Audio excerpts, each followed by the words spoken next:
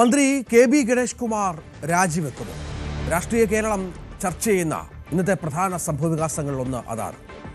ഭാര്യ ഉയർത്തിയ പരാതിയിൽ LDF നേതൃത്വം സമ്മർദ്ദത്തിലാണ് എന്നാണ് സൂചന.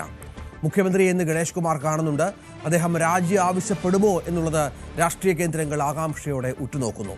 ഇതടക്കം നിരവധി വാർത്തകളുണ്ട്. ഒപ്പം യുദ്ധം പുരോഗമിക്കുന്നുണ്ട്. യുദ്ധം വലിയ തോതിൽ തന്നെ സംഭവിക്കുന്നു. ഇറാനിൽ ആക്രമണമുണ്ട്. നിരവധി വാർത്തകളിലേക്ക് വരാം. ആദ്യം തലക്കെട്ടുകൾ.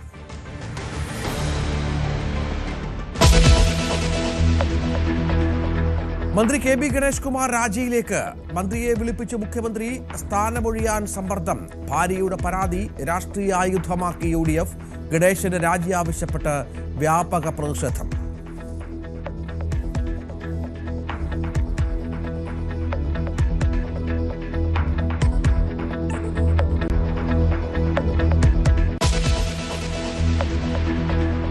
സംസ്ഥാന മന്ത്രിസഭാ യോഗം ഇന്ന്. തെരഞ്ഞെടുപ്പിന് മുൻപുള്ള സുപ്രധാന തീരുമാനങ്ങൾ കൈക്കൊള്ളും. ഗണേഷ് കുമാർ പങ്കെടുക്കുന്നതിൽ അവ്യക്തത.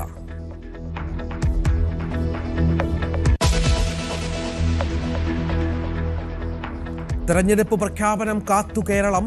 തീയതി പ്രഖ്യാപനം ഉടനുണ്ടായേക്കും. സംസ്ഥാന കോൺഗ്രസ് നേതാക്കൾ ഡൽഹിയിൽ. MP മാർക്ക് ഇളവ് അനുവദിക്കണമോ എന്നതിൽ ചർച്ച. CPI മണ്ഡലം കമ്മിറ്റികളും ഇന്ന്. പ്രധാനമന്ത്രി നാളെ കേരളത്തിലേക്ക്. എറണാകുളത്ത് 10,800 കോടി രൂപയുടെ വികസന പദ്ധതികൾ ഉദ്ഘാടനം ചെയ്യും. കൊച്ചി റിഫൈനറിയിൽ പോളി പ്രൊഫൈൽ യൂണിറ്റിന് തറക്കല്ലിടും.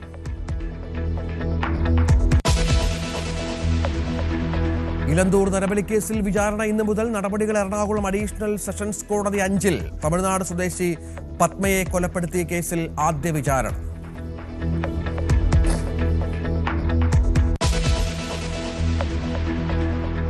ഇറാൻ യുദ്ധം ഉടൻ അവസാനിക്കുമെന്ന് അമേരിക്ക. US-ഉം ഇസ്രായേലും ലക്ഷ്യത്തിന് തൊട്ടരികെയെന്ന് ഡൊണാൾഡ് ട്രംപ്. യുദ്ധം എപ്പോൾ അവസാനിക്കുമെന്നത് ഇറാൻ തീരുമാനിക്കുമെന്ന് IRGC.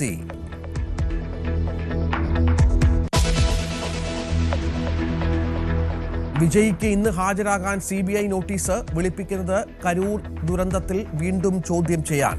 നടപടി കുറ്റപത്രം നൽകുന്നതിന് മുന്നോടിയായി.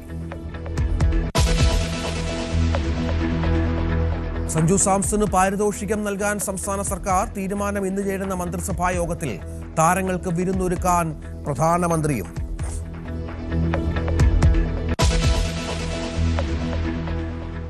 മന്ത്രി കെ.ബി. ഗണേഷ് കുമാർ രാജിവെക്കുമോ? രാജി മുഖ്യമന്ത്രി ആവശ്യപ്പെട്ടേക്കുമെന്നാണ് ഇപ്പോൾ പുറത്തുവരുന്ന സൂചനകൾ. ഗണേശിനെതിരെ ഉയർന്ന ആരോപണങ്ങൾ അതീവ ഗൗരവതരം എന്ന വിലയിരുത്തലാണ് മുഖ്യമന്ത്രിയും CPM-ഉം. തെരഞ്ഞെടുപ്പിലെ മുന്നണിയുടെ സാധ്യതകളെ ഇത് ബാധിക്കുമോ എന്ന ആശങ്കയും മുന്നണിക്കുണ്ട് എന്നാണ് മനസ്സിലാക്കേണ്ടത്. അടിയന്തര ഇടതുമുന്നണി യോഗം അടുത്ത ദിവസം ചേരുന്നുണ്ട്.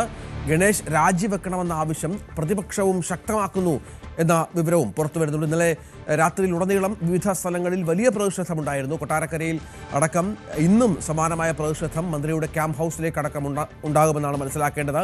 ഇന്ന് ചേരുന്ന മന്ത്രിസഭാ യോഗത്തിൽ ഗണേഷ് കുമാർ പങ്കെടുക്കുമോ എന്നതിൽ വ്യക്തതയില്ല എന്നാണ് മനസ്സിലാക്കേണ്ടത്. ഗണേഷ് കുമാർ തിരുവനന്തപുരത്തുണ്ട്. ഇന്ന് കോഴിക്കോട്ട് വളരെ പ്രധാനപ്പെട്ട ചില KSRTC-യുമായി ബന്ധപ്പെട്ട പരിപാടികളുണ്ട്. പക്ഷേ അദ്ദേഹം അതിൽ പങ്കെടുക്കുന്നില്ല. മന്ത്രി മുഹമ്മദ് റിയാസാണ് അതിൻ്റെ ഉദ്ഘാടനമടക്കം നിർവഹിക്കുന്നത് എന്നാണ് നമുക്ക് ലഭിക്കുന്ന വിവരം. BV അരുൺ ഏറ്റവും പുതിയ വിവരങ്ങളുമായി ചേരുകയാണ്. അരുണ്, ഗണേഷ് കുമാർ രാജിവെക്കുമോ? രാജിയിലേക്കാണ് കാര്യങ്ങൾ എന്ന സൂചനകൾ ഇന്നലെ മുതൽ വരുന്നുണ്ട്. കാരണം തെരഞ്ഞെടുപ്പ് കാലമാണ്. നേരത്തെ ഉമ്മൻചാണ്ടി മന്ത്രിസഭയിൽ നിന്ന് ഗണേശനെ രാജിവെപ്പിച്ചതിൽ CPM-ന്, പ്രത്യേകിച്ച് പിണറായി വിജയനൊക്കെ വലിയൊരു പങ്കുണ്ടായിരുന്നു. മുഖ്യമന്ത്രിയുടെ മുന്നിൽ വന്ന പരാതിയിൽ എന്താണ് നടപടി എന്നൊക്കെയുള്ള ചോദ്യമൊക്കെ ഇപ്പോൾ സോഷ്യൽ മീഡിയയിൽ കിടന്ന് കറങ്ങുന്നുണ്ട്. അത്ര സമാനമായൊരു സാഹചര്യത്തിലേക്ക് കാര്യങ്ങൾ പോകുമ്പോൾ മുഖ്യമന്ത്രിക്ക് മറ്റൊരു നിലപാടെടുക്കാതെ മാർഗമില്ലല്ലോ. തീർച്ചയായിട്ടും കെ.ബി. ഗണേഷ് കുമാർ രാജിവെക്കാതെ വഴിയില്ല എന്ന അവസ്ഥയിലേക്ക് കാര്യങ്ങൾ എത്തുകയാണ്. അതിന് കാരണം തെരഞ്ഞെടുപ്പിന് തൊട്ട് മുമ്പാണ് ഇത്തരമൊരു വിവാദമുണ്ടായിരിക്കുന്നത്. സർക്കാരിന്റെ പ്രധാനപ്പെട്ട മുദ്രാവാക്യം തന്നെ സ്ത്രീ സുരക്ഷയ്ക്ക് ഏറ്റവും അധികം പ്രാധാന്യം കൽപ്പിക്കുന്ന സർക്കാരാണിതെന്നാണ് അവകാശവാദം. അത് ആദ്യ പിണറായി സർക്കാരിന്റെ കാലത്ത് നടൻ ദിലീപിനെ അറസ്റ്റ് ചെയ്ത് തൊട്ട് ഇങ്ങോട്ടുള്ള ഓരോ സംഭവങ്ങളും എടുത്തു പറഞ്ഞുകൊണ്ട് സർക്കാർ ആ വാദത്തിൽ അതൊരു ക്യാമ്പയിനാക്കി തന്നെ മാറ്റിയ സർക്കാരാണ്. ഏറ്റവും ഒടുവിൽ നടി ഭാവനയാണ് സർക്കാരിന് വേണ്ടി തുടരുമെന്ന പരസ്യചിത്രത്തിൽ PRDക്ക് വേണ്ടി അഭിനയിച്ചത്. അതുകൊണ്ട് തന്നെ അത്തരം വിഷയങ്ങളിൽ ഒരു വിട്ടുവീഴ്ചയ്ക്കും സർക്കാരിന് കഴിയില്ല എന്നുള്ളതാണ് വസ്തുത. കെ.ബി. ഗണേഷ് കുമാർ രാജിവെക്കേണ്ടത് ഇടതുമുന്നണി രാഷ്ട്രീയ ആവശ്യമായി മാറുകയാണ്. അത്തരം നീക്കങ്ങൾ തന്നെയാണ് ഇപ്പോൾ മുന്നണിക്കകത്തും നടക്കുന്നത്. CPM വളരെ ഗൌരവത്തോടെ ഈ വിഷയത്തെ കാണുന്നു, ഇടതുമുന്നണി അതീവ ഗൌരവത്തോടു കൂടി ഇതിനെ കാണുന്നു. ഒരുപക്ഷെ ഇന്നോ നാളെയോ അടിയന്തര ഇടതുമുന്നണി യോഗം ചേരാനുള്ള സാധ്യത തള്ളിക്കാനാകില്ല. മുന്നണി നേതൃത്വം ഈ വിഷയം ചർച്ച ചെയ്യേണ്ടതുണ്ട്. കാരണം കെ.ബി. ഗണേഷ് കുമാർ മികച്ച മന്ത്രി എന്ന രീതിയിൽ പേരുകെട്ട ആളാണ്. ഈ സർക്കാരിൽ പോലും അവസാന 2.5 വർഷമാണെങ്കിൽ കൂടിയും നല്ല രീതിയിൽ KSRTC മുന്നോട്ട് കൊണ്ടുപോകാൻ കഴിഞ്ഞ മന്ത്രി. പക്ഷേ ഇത്തരത്തിലുള്ള സ്വഭാവദൂഷ്യമുള്ള ഒരാളെ എങ്ങനെ മന്ത്രിസഭയിൽ കൊണ്ടുപോകും, അങ്ങനെ ഒരാളെ എങ്ങനെ അംഗീകരിക്കുമെന്ന ചോദ്യമാണ് സർക്കാരിനും CPIന് മുന്നിൽ വന്നിട്ടുള്ളത്. മുഖ്യമന്ത്രി പിണറായി വിജയന് വിവരം നേരത്തെ അറിയാമായിരുന്നത് കൂടിയാണ് അതിന്റെ ഗൌരവം വർദ്ധിപ്പിക്കുന്നത്. ഇന്നലെ ഗണേഷ് കുമാറിന്റെ ഭാര്യ തന്നെ പറഞ്ഞത് മുഖ്യമന്ത്രിയുടെ മകളോട് ഇക്കാര്യം സംസാരിച്ചു. സ്വാഭാവികമായും മകളോട് പറഞ്ഞ കാര്യം മുഖ്യമന്ത്രി അറിഞ്ഞില്ലേ എന്ന ചോദ്യം ഉയർന്നു വരും. അതുകൊണ്ട് മുഖ്യമന്ത്രിക്ക് തന്നെ വളരെ വ്യക്തമായ ഒരു കാര്യമാണ്. ആ വാർത്ത പുറത്തു വന്നതോട് പിന്നാലെ ഗണേഷ് കുമാർ രാജിവെക്കുന്ന നിലപാടിലേക്ക് മുഖ്യമന്ത്രി നീങ്ങുന്നതായാണ് സൂചന. ഇന്ന് മന്ത്രിസഭാ യോഗത്തിൽ കെ.ബി. ഗണേഷ് കുമാർ പങ്കെടുക്കുമെന്നാണ് നമുക്ക് ഇപ്പോൾ ലഭിക്കുന്ന വിവരം. 10 മണിക്കാണ് മന്ത്രിസഭാ യോഗം. ഗണേഷ് ഇപ്പോൾ ഉള്ളത് വാളകത്തെ വീട്ടിലാണ്. ആ വീട്ടിലാണ് ഇത്തരമൊരു സംഭവം ഉണ്ടായതായ പരാതി ഉയർന്നു വന്നിരിക്കുന്നത്. ഏതായാലും ഗണേഷ് കുമാർ അവിടെ നിന്ന് മന്ത്രിസഭാ യോഗത്തിൽ പങ്കെടുക്കാനെത്തും. എന്നിട്ട് 11 മണിയോടുകൂടി തിരുവനന്തപുരത്ത് KSRTCയുടെ ഒരു ആശുപത്രി ഉദ്ഘാടന ചടങ്ങുണ്ട്. അവിടെ അതിനുശേഷം മാധ്യമങ്ങളെ കാണാം. ഇതാണ് കെ.ബി. ഗണേഷ് കുമാർ ഇപ്പോൾ അറിയിച്ചിരിക്കുന്നത്. വളരെ ഗൌരവമായ ഒരു സാഹചര്യം ഉണ്ടാകുന്നു. തെരഞ്ഞെടുപ്പിന് തൊട്ട് മുമ്പ് 2015 ഉമ്മൻചാണ്ടി സർക്കാരിന്റെ കാലത്ത് ഗണേഷിനെതിരെ ഉയർന്നു വന്നതിന് ഏറെക്കുറെ സമാനമായ ആരോപണമാണ്. അന്ന് അദ്ദേഹത്തിന്റെ ഭാര്യ പരാതിയുമായി മുന്നോട്ട് പോയിരുന്നു. പക്ഷേ ഇത്തവണ അത്തരമൊരു പരാതിക്കില്ലെന്നാണ് ബിന്ദു മേനോൻ വ്യക്തമാക്കുന്നത്. എങ്കിലും ഇത് വിവാദം ഇല്ല എന്നല്ലെങ്കിൽ ഇത്തരം ഒരു ആരോപണം പൂർണ്ണമായും തള്ളിക്കളയാൻ ഗണേഷ് പോലും തയ്യാറായിട്ടില്ല. മാത്രമല്ല ഗണേഷിന്റെ മറുപടിയിൽ പോലും ഇന്നലെ വിവാദം വന്ന ശേഷം നടത്തിയ പ്രതികരണങ്ങളിൽ പോലും CPM നേതൃത്വത്തിന് കടുത്ത അതൃപ്തിയുണ്ട്. എങ്ങനെയാണ് ഇത്തരം ഒരു പ്രതികരണം നടത്താൻ ഒരു മന്ത്രി കഴിയുക എന്ന ചോദ്യം CPM നേതാക്കൾ തന്നെ മുന്നോട്ട് വയ്ക്കുന്നുണ്ട്. CPI ഗണേഷ് കുമാറുമായി അത്ര നല്ല ബന്ധത്തിലുള്ള പാർട്ടിയല്ല, പ്രത്യേകിച്ചും പത്തനാപുരത്തെ CPI. ഇന്നലെ CPIയുടെ ദേശീയ എക്സിക്യൂട്ടീവ് അംഗം സന്തോഷ് കുമാർ അടക്കം ഇത് വളരെ ഗൌരവമുള്ള വിഷയം നിലപാടെടുത്തിരുന്നു. CPI രാജി ആവശ്യപ്പെടുന്ന കാര്യത്തിൽ വ്യക്തതയില്ല. അത്തരമൊരു നിലപാട് തെരഞ്ഞെടുപ്പ് തൊട്ട് മുമ്പ് CPI സ്വീകരിക്കാനിടയില്ല. പക്ഷേ ഇത് വളരെ ഗൌരവമുള്ള വിഷയമാണ്. അങ്ങനെ എന്തെങ്കിലും പറഞ്ഞ് ഗണേഷ് കുമാറിന് ഒഴിഞ്ഞു മാറാൻ കഴിയുന്ന വിഷയമല്ല. ഒരു മന്ത്രിക്കെതിരെയാണ് ഇത്തരം ആരോപണം ഉയർന്നിരിക്കുന്നത്. മന്ത്രിയുടെ ഭാര്യ തന്നെയാണ് പരാതിയുമായി രംഗത്ത് വന്നിരിക്കുന്നത്. മാത്രമല്ല വനിതാ പോലീസിനെ വിളിച്ചറിയിച്ചിട്ടും നടപടി ഉണ്ടായില്ലെന്ന ആരോപണമുണ്ട്.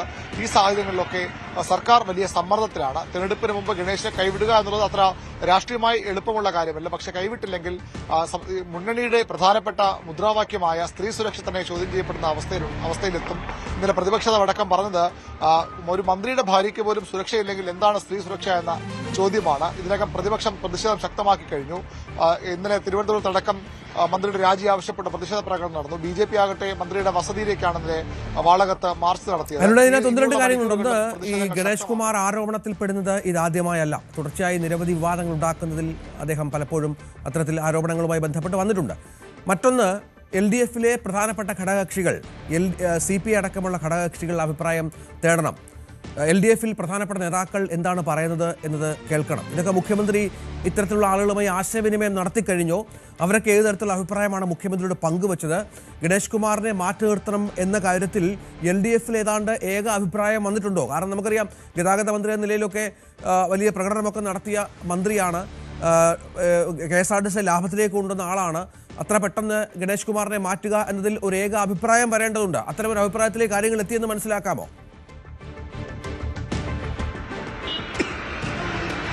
മുന്നണി അത്തരമൊരു ഔദ്യോഗികമായ ഒരു ചർച്ചകളിലേക്ക് കടന്നിട്ടില്ല. പക്ഷേ മുന്നണി നേതാക്കളൊക്കെ ഇക്കാര്യത്തിൽ കടുത്ത ആശങ്കയിലാണ്, അതിർത്തിക്ക് അപ്പുറത്തേക്ക് ആശങ്കയിലാണ്. ഇങ്ങനെ ഒരു ആരോപണം നേരിടുന്ന മന്ത്രിയെ വെച്ചുകൊണ്ട് തെരഞ്ഞെടുപ്പിനെ നേരിട്ടാൽ അത് എത്രത്തോളം തിരിച്ചടിയുണ്ടാക്കുമെന്ന ആശങ്കയാണ് പൊതുവിലുള്ളത്. സർക്കാരിന്റെ നിരവധി ആരോപണങ്ങളും വിഷയങ്ങളും ഒക്കെ ഉണ്ട്. പക്ഷേ അതൊക്കെ മറികടക്കാവുന്ന വികസന പ്രവർത്തനങ്ങളും വയനാട് ടൌൺഷിപ്പ് അടക്കമുള്ള കാര്യങ്ങളും ക്ഷേമ പദ്ധതികളും ഒക്കെ സർക്കാരിന് ഒരു മേൽക്കൈ തദ്ദേശ തെരഞ്ഞെടുപ്പിന് ശേഷം UDFിനോട് പിടിച്ചു നിൽക്കാവുന്ന ഒരു അവസ്ഥയിലേക്ക് കാര്യങ്ങൾ, രാഷ്ട്രീയ സാഹചര്യങ്ങൾ മാറി മറിയുന്നു.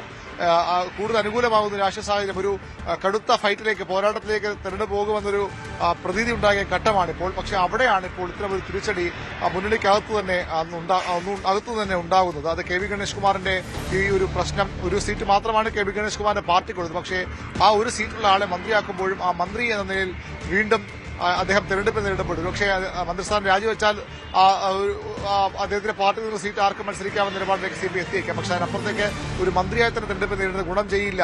എവിടെ സ്ത്രീ സുരക്ഷ എന്ന ചോദ്യം ഉയർന്നു വരും. ഇന്നലെ തന്നെ അത് ഉയർന്നു തുടങ്ങിയിട്ടുണ്ട്. വരും മണിക്കൂറിൽ കൂടുതൽ ശക്തമാകും. അതിനെ പ്രതിരോധിക്കാൻ കഴിയില്ല എന്ന് തന്നെയാണ് CPI വിലയിരുത്തൽ. ഗണേഷ് കുമാർ സ്വാഭാവിക മുഖ്യമന്ത്രി ഗണേഷ് കുമാറിന്റെ ഇക്കാര്യത്തിൽ വിശദീകരണം തേടും. മറുപടി തൃപ്തികരമല്ലെങ്കിൽ മുഖ്യമന്ത്രി കൂടി ഇതിന് കുറെ കാര്യങ്ങൾ ബോധ്യമുണ്ടെന്ന് വേണം മനസ്സിലാക്കാൻ. കാരണം അദ്ദേഹം പോലീസ് മന്ത്രി കൂടിയാണ്. സ്വാഭാവികമായും പോലീസിന്റെ റിപ്പോർട്ടൊക്കെ മുഖ്യമന്ത്രി ലഭിച്ചിരിക്കണം. അതിന് മകൾ തന്നെ ഇക്കാര്യം അദ്ദേഹത്തെ അറിയിച്ചിരിക്കണം. അങ്ങനെയുണ്ടെങ്കിൽ മുഖ്യമന്ത്രി കാര്യങ്ങൾ ബോധ്യമുണ്ട്. മുഖ്യമന്ത്രിക്ക് വിശ്വാസയോഗ്യമല്ലാത്ത മറുപടിയാണ് ഗണേഷിൽ നിന്നുണ്ടാകുന്നത്. സ്വാഭാവികമായും രാജി എന്ന ആവശ്യത്തിലേക്ക് പോകും. ഒരുപക്ഷെ അത് നേരിട്ട് ചോദിച്ചു വാങ്ങിയ എന്നൊരു രീതി ആകില്ല ഉണ്ടാവുക. ഒരുപക്ഷെ ഗണേഷ് കുമാർ തന്നെ രാജിവെച്ചേക്കാം. അതിനുള്ള സാധ്യം തള്ളിക്കളയാനാകില്ല. ഏതായാലും KB ഗണേഷ് കുമാറിന്റെ കാര്യത്തിൽ CPM-ഉം ഇടതുമുന്നണി കടുത്ത സമ്മർദ്ദത്തിലാണ്. രാജി അനിവാര്യമായ സാഹചര്യത്തിലേക്കാണ് കാര്യങ്ങൾ. ഇതിൽ പ്രധാനപ്പെട്ട കാര്യം മുഖ്യമന്ത്രിയുടെ മകളെ ഈ വിവരം അറിയിച്ചു എന്നുള്ള മുൻ ഭാര്യയുടെ പ്രസ്താവനയാണല്ലോ. അത് വളരെ പ്രധാനമാണ്. മുഖ്യമന്ത്രിയുടെ മകൾക്ക് ഈ കാര്യം അറിയാം. ഒപ്പം പോലീസ് അവിടെ എത്തിയതിനു ശേഷം നടപടിയെടുക്കാതെ മടങ്ങി എന്നുള്ളത് മുഖ്യമന്ത്രിയുടെ ആഭ്യന്തര വകുപ്പിനെ കൂടെ പ്രതികൂട്ടിലാക്കുന്ന ഒന്നാണ്. മന്ത്രിയായതിനാൽ അത്ര ഒരു സ്വാധീനം വന്നോ എന്ന ചോദ്യത്തിലൊക്കെ വലിയ പ്രസക്തിയുണ്ട്. ആ രണ്ടു കാര്യങ്ങൾ പ്രധാനമാണ്. മുഖ്യമന്ത്രിയുടെ മകൾക്ക് ഈ കാര്യം അറിയാം. മകൾ സ്വാഭാവികമായും മുഖ്യമന്ത്രിയുടെ ഇക്കാര്യം പങ്കുവെച്ച് കാണും. മുഖ്യമന്ത്രിക്ക് അറിയാവുന്ന ഒരു കാര്യമാണ്. എന്നിട്ടും നടപടിയിലേക്ക് പോയില്ല എന്നുള്ളതൊക്കെ പ്രതിപക്ഷത്തിന് വലിയ വിമർശനത്തിന് കാരണമാകുന്ന ഒന്നാണ്. സ്വാഭാവികമായും നടപടിയെടുത്തേ പറ്റൂ മുഖ്യമന്ത്രിക്ക്.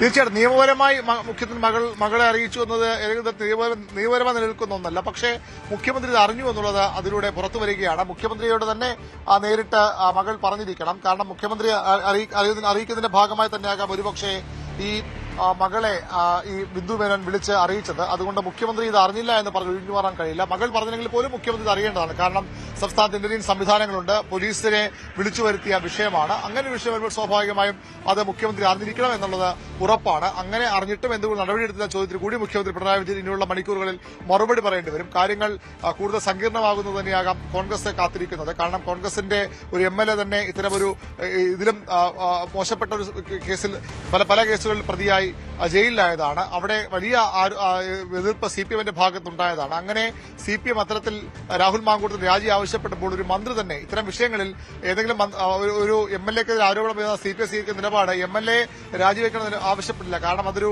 എക്സിക്യൂട്ടീവ് പദവിയാണ്, തിരഞ്ഞെടുക്കപ്പെട്ട പദവിയാണ്. അതുകൊണ്ടാണ് M മുകേഷിന്റെ കാര്യത്തിലൊക്കെ CPM മുകേഷ് രാജിവെക്കേണ്ട നിലപാട് സ്വീകരിക്കാനുള്ള ന്യായമായി അവർ പറഞ്ഞത്. പക്ഷേ AK ശശീന്ദ്രനെതിരെ ആദ്യ പിണറായി മന്ത്രിസഭയുടെ കാലത്ത് ആരോപണം വന്നപ്പോൾ 24 മണിക്കൂറിൽ രാജിവെക്കാൻ നിർദ്ദേശം നൽകിയ മുഖ്യമന്ത്രിയാണ്. അന്ന് അദ്ദേഹം രാജിവെക്കുകയും പിന്നീട് ആ കേസില്ലാതാവുമ്പോൾ തിരിച്ചു വരികയുമായിരുന്നു. അതുകൊണ്ട് തന്നെ KB ഗണേഷ് കുമാർ മന്ത്രിസ്ഥാനമെങ്കിലും രാജിവെക്കേണ്ടി വരുമെന്ന് ഉറപ്പാണ്. അതിനപ്പുറത്തേക്ക് ഒരു നിലപാട് സ്വീകരിക്കാൻ CPM-ന് കഴിയില്ല. പ്രത്യേകിച്ച് തെരഞ്ഞെടുപ്പ് കാലഘട്ടത്തിൽ കഴിയില്ല. അങ്ങനെ സ്വീകരിച്ചാൽ അത് മുന്നണിയുടെ പൊതുവിലുള്ള സാധ്യതകളെ പോലും ഇല്ലാതാക്കുമെന്ന ആശങ്കയാണ് ഇടതുമുന്നണി നേതൃത്വത്തിനും CPM-നും ഉള്ളത്. അവരുടെ തുടരുക. ഇപ്പോൾ കൊട്ടാരക്കരയിൽ ഇന്നലെ രാത്രിയിലൊക്കെ വലിയ പ്രതിഷേധം കോൺഗ്രസ് UDF-ന്റെ പ്രതിഷേധമുണ്ടായിരുന്നു.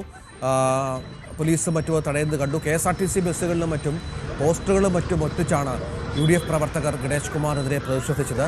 ആ ദൃശ്യങ്ങളൊക്കെ നമുക്ക് കാണാം. KSRTC ബസ്സുകളിൽ അവർ പോസ്റ്ററുകളും മറ്റും ഒട്ടിക്കുകയാണ്. അതിനുശേഷം ചില പ്രകടനങ്ങളുമൊക്കെ കൊട്ടാരക്കരയിൽ ഉടനീളം നടന്നു. പത്തനാപുരത്തും സമാനമായ പ്രതിഷേധങ്ങൾ നടന്നുവെന്നാണ് മനസ്സിലാക്കേണ്ടത്. ഇന്നും ഇത്തരം പ്രതിഷേധങ്ങൾക്ക് വേദിയാകും സംസ്ഥാനം. ഒരുപക്ഷെ രാജിയിലേക്ക് കാര്യങ്ങൾ എത്തിയില്ലെങ്കിൽ എന്നാണ് മനസ്സിലാക്കേണ്ടത്. പ്രത്യേകിച്ചും കോൺഗ്രസിനെ സംബന്ധിച്ചിടത്തോളം വീണ് കിട്ടിയ ഒരു ആയുധമാണ്. അവരുടെ ഒരു MLA ഇത്തരത്തിൽ ഒരു പീഡനക്കേസിൽ പെട്ട് ജയിലിൽ കഴിഞ്ഞ പശ്ചാത്തലമൊക്കെയുണ്ട്.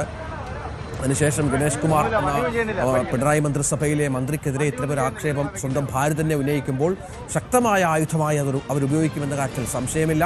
നമുക്ക് ദൃശ്യങ്ങളിൽ കാണുന്നത് പോലെ ഏറ്റവും വലിയ തോതിലുള്ള പ്രതിഷേധത്തിന് സംസ്ഥാനം സാക്ഷ്യം വഹിക്കുമെന്ന കാര്യത്തിൽ സംശയമില്ല. വിനീഷ് വിവരങ്ങളുമായി ചേരുകയാണ്. വിനീഷ്, വലിയ പ്രതിഷേധമാണോ കൊട്ടാരക്കരയിലും പത്തനാപുരത്തും? രണ്ട് സ്ഥലവും ഗണേഷ് കുമാറിന്റെ കേരള കോൺഗ്രസ് പിയുടെ തട്ടകമാണല്ലോ. തീർച്ചയായും രഞ്ജിത്ത്, അങ്ങനെ തന്നെയാണ്. സംഭവം പുറത്തായതോടുകൂടി വലിയ രീതിയിലുള്ള പ്രതിഷേധങ്ങളാണ് ഉയർന്നു വരുന്നത്. കഴിഞ്ഞ ദിവസം തന്നെ മന്ത്രിയുടെ വസതിയിലേക്ക് പ്രതിഷേധ പ്രകടനം നടത്തിയിരുന്നു. അത് നേരിയ സംഘർഷത്തിലേക്കൊക്കെ വഴിവെച്ചിരുന്നു.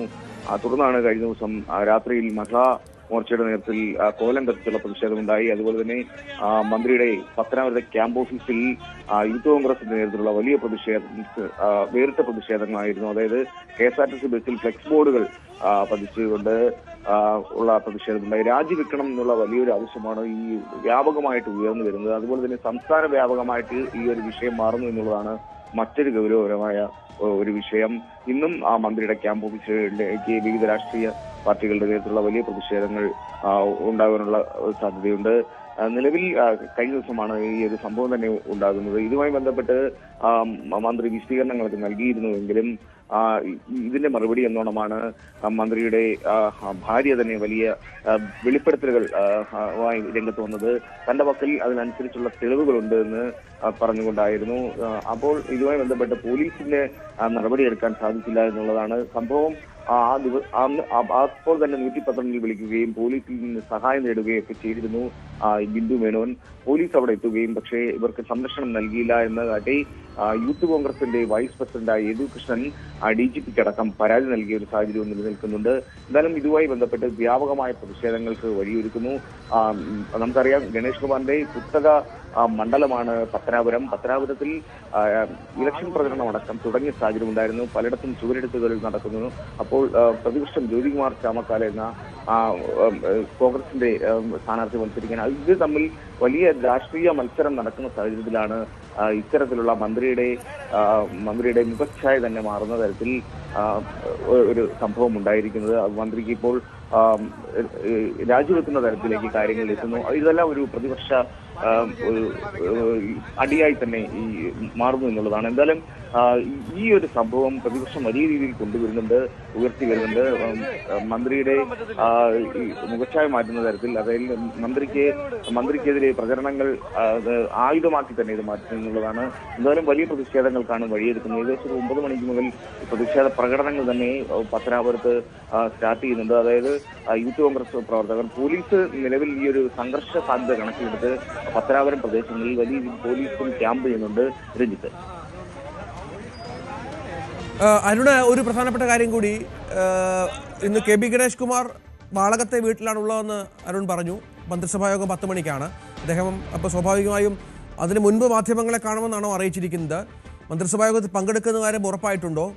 അത്തരം അദ്ദേഹത്തിന് ഇന്നത്തെ യാത്രാ പരിപാടി സംബന്ധിച്ച് എന്തെങ്കിലും സൂചനകൾ നമുക്ക് കാര്യമായി ലഭിക്കുന്നുണ്ടോ? ഇപ്പോൾ ലഭിക്കുന്ന വിവരമനുസരിച്ച് KB ഗണേഷ് കുമാർ വാളകത്തെ വീട്ടിലുണ്ട്. അവിടെ നിന്ന് അദ്ദേഹം മന്ത്രിസഭാ യോഗത്തിൽ പങ്കെടുക്കാനെത്തും. 10 മണിക്കാണ് ഇന്ന് നേരിട്ടാണ്. സാധാരണ ഓൺലൈനായി മന്ത്രിസഭ ചേരാറുണ്ട്, പക്ഷേ ഇന്ന് നേരിട്ടാണ് മന്ത്രിസഭാ യോഗം. 10 മണിക്ക് മന്ത്രിസഭാ യോഗത്തിൽ പങ്കെടുക്കാനെത്തും. അതിനുശേഷം KSRTCയുടെ ആശുപത്രി ഉദ്ഘാടന പരിപാടിയുണ്ട് തമ്പാനൂരിൽ. അവിടെ വെച്ച് മാധ്യമങ്ങളെ കാണാമെന്നാണ് ഇപ്പോൾ അദ്ദേഹത്തിന്റെ ഓഫീസ് അറിയിക്കുന്നത്. അദ്ദേഹം മന്ത്രിസഭയിൽ പങ്കെടുക്കുമെന്ന് തന്നെയാണ് ഇപ്പോൾ ലഭിക്കുന്ന വിവരം. അല്ലെങ്കിൽ ഏതെങ്കിലും ഘടകകക്ഷിയോ അല്ലെങ്കിൽ മുഖ്യമന്ത്രി തന്നെ മന്ത്രിസഭയിൽ പങ്കെടുക്കാൻ നിർദ്ദേശം നൽകണം. അതുണ്ടാകുമോ എന്ന സാധ്യത വിരളമാണ്. കാരണം ഗണേഷ് കുമാറിന്റെ വിശദീകരണം കേൾക്കാൻ കൂടി സർക്കാർ തയ്യാറായേക്കും. ഇത്തരമൊരു ആരോപണം ഉയർന്നു വരുമെങ്കിലും സ്വാഭാവികമായും ആ മന്ത്രിയുടെ വിശദീകരണത്തിൽ കേൾക്കാൻ കൂടി ഒരു സാവകാശം സർക്കാർ ഉണ്ടാക്കിയേക്കും. അങ്ങനെയെങ്കിൽ KB ഗണേഷ് കുമാറിന്റെ വിശദീകരണം കേൾക്കും. പക്ഷേ അധികം ഈ വിഷയം നീട്ടിക്കൊണ്ടുപോകാൻ CPM താല്പര്യപ്പെടുന്നില്ല. രാജിവെക്കണമെന്ന നിർദ്ദേശം മുഖ്യമന്ത്രി നൽകുന്നതിന് മുമ്പ് തന്നെ KB ഗണേഷ് കുമാർ രാജിവെച്ചൊഴിഞ്ഞേക്കുമെന്ന അഭ്യൂഹവും ഉണ്ട്. സ്വാഭാവികമായും ഇത് KB ഗണേഷ് കുമാർ എന്ന കേരള കോൺഗ്രസ് ബിയുടെ നേതാവിനെ മാത്രം ബാധിക്കുന്ന ഒരു വിഷയമാകില്ല. അദ്ദേഹം രാജിവെച്ചില്ല, അദ്ദേഹം സ്ഥാനം തുടരുകയാണെങ്കിൽ തീർച്ചയായിട്ടും അത് ഇടതുമുന്നണിയെയും അവരുടെ സർക്കാരിനെയും അവരുടെ തെരഞ്ഞെടുപ്പിലെ സാധ്യതകളെയും ഒക്കെ ബാധിക്കുന്ന വിഷയമായി മാറുമെന്നാണ് ആശങ്ക. അതുകൊണ്ട് തന്നെ KB ഗണേഷ് കുമാർ അധികം വൈകാതെ മന്ത്രിസ്ഥാനം രാജിവെക്കാൻ തന്നെയാണ് സാധ്യത. ഇന്നത്തെ മന്ത്രിസഭായോഗത്തിൽ പങ്കെടുക്കുമോ എന്ന കാര്യത്തിൽ ഇനിയും വ്യക്തത വരേണ്ടതുണ്ട്. ഇപ്പോൾ ലഭിക്കുന്ന സൂചനകൾ അനുസരിച്ച് അദ്ദേഹം മന്ത്രിസഭായോഗത്തിൽ പങ്കെടുക്കും. അതിനുശേഷം മാധ്യമങ്ങളെ കാണുമെന്നാണ് അറിയിച്ചിട്ടുള്ളത്. ശരി, VV അരുണും ഒപ്പം വിനീഷുമാണ് ഏറ്റവും പുതിയ വിവരങ്ങൾ പങ്കുവച്ചത്. KB ഗണേഷ് കുമാർ രാജിവെക്കുമോ? രാഷ്ട്രീയ കേരളം കാത്തിരിക്കുന്നു. പ്രധാനമന്ത്രി നരേന്ദ്രമോദി നാളെയാണ് കൊച്ചിയിലെത്തുക. 10,800 കോടി രൂപയുടെ വികസന പദ്ധതികൾ പ്രധാനമന്ത്രി ഉദ്ഘാടനം ചെയ്യും. വിവിധ പദ്ധതികളുടെ തറക്കല്ലിടലും മോദി നിർവഹിക്കും. ഉച്ചയോടെ കൊച്ചിയിലെത്തുന്ന പ്രധാനമന്ത്രി കലൂരിൽ റോഡ് ഷോ നടത്തിയാകും പ്രത്യേകം തയ്യാറാക്കിയ വേദിയിലേക്ക് വരിക. മറൈൻ ഡ്രൈവിലെത്തി അഖില കേരള ധീവര സഭയുടെ സുവർണ ജൂബിലി സമ്മേളനം മോദി ഉദ്ഘാടനം ചെയ്യും. നരേന്ദ്രമോദി നാളെ എത്തുമെന്നുള്ളതാണ് ഏറ്റവും പ്രധാനപ്പെട്ട ഒന്ന്. മറ്റൊന്ന്, മുഖ്യ തെരഞ്ഞെടുപ്പ് കമ്മീഷണർ ജ്ഞാനേഷ് കുമാറിനെതിരെ പാർലമെന്റിൽ ഇംപീച്ച്മെന്റ് നീക്കവുമായി ഇന്ത്യ സഖ്യം രംഗത്ത് വരുന്നു എന്നുള്ളതാണ്. തൃണമൂൽ കോൺഗ്രസ് മുൻകൈയെടുത്ത് ഒപ്പുശേഖരണം തുടങ്ങി. സ്പീക്കറെ നീക്കണമെന്നാവശ്യപ്പെട്ടുള്ള പ്രതിപക്ഷ പ്രമേയവും ഇന്ന് ചർച്ചയ്ക്കെടുത്തേക്കും. രാഗേഷ് ഏറ്റവും പുതിയ വിവരങ്ങളുമായി ചേരുന്നുണ്ട്. രാഗേഷ്, സാധാരണ തൃണമൂൽ കോൺഗ്രസുമായി ബന്ധപ്പെട്ട ഒരു പരിപാടിയിൽ പൂർണ്ണമായും കോൺഗ്രസ് സഹകരിക്കാറില്ല. ഇത്തവണ ഈ തൃണമൂൽ കോൺഗ്രസ് മുൻകൈയെടുത്ത് നടത്തുന്ന ഒരു പരിപാടി, ഇത്തരത്തിലുള്ള ഇംപീച്ച്മെന്റ് പ്രമേയത്തിന് മറ്റ് രാഷ്ട്രീയ പാർട്ടികളും പ്രതിപക്ഷ കക്ഷികളും സഹകരിക്കുന്ന കാഴ്ചയാണോ കാണുന്നത്?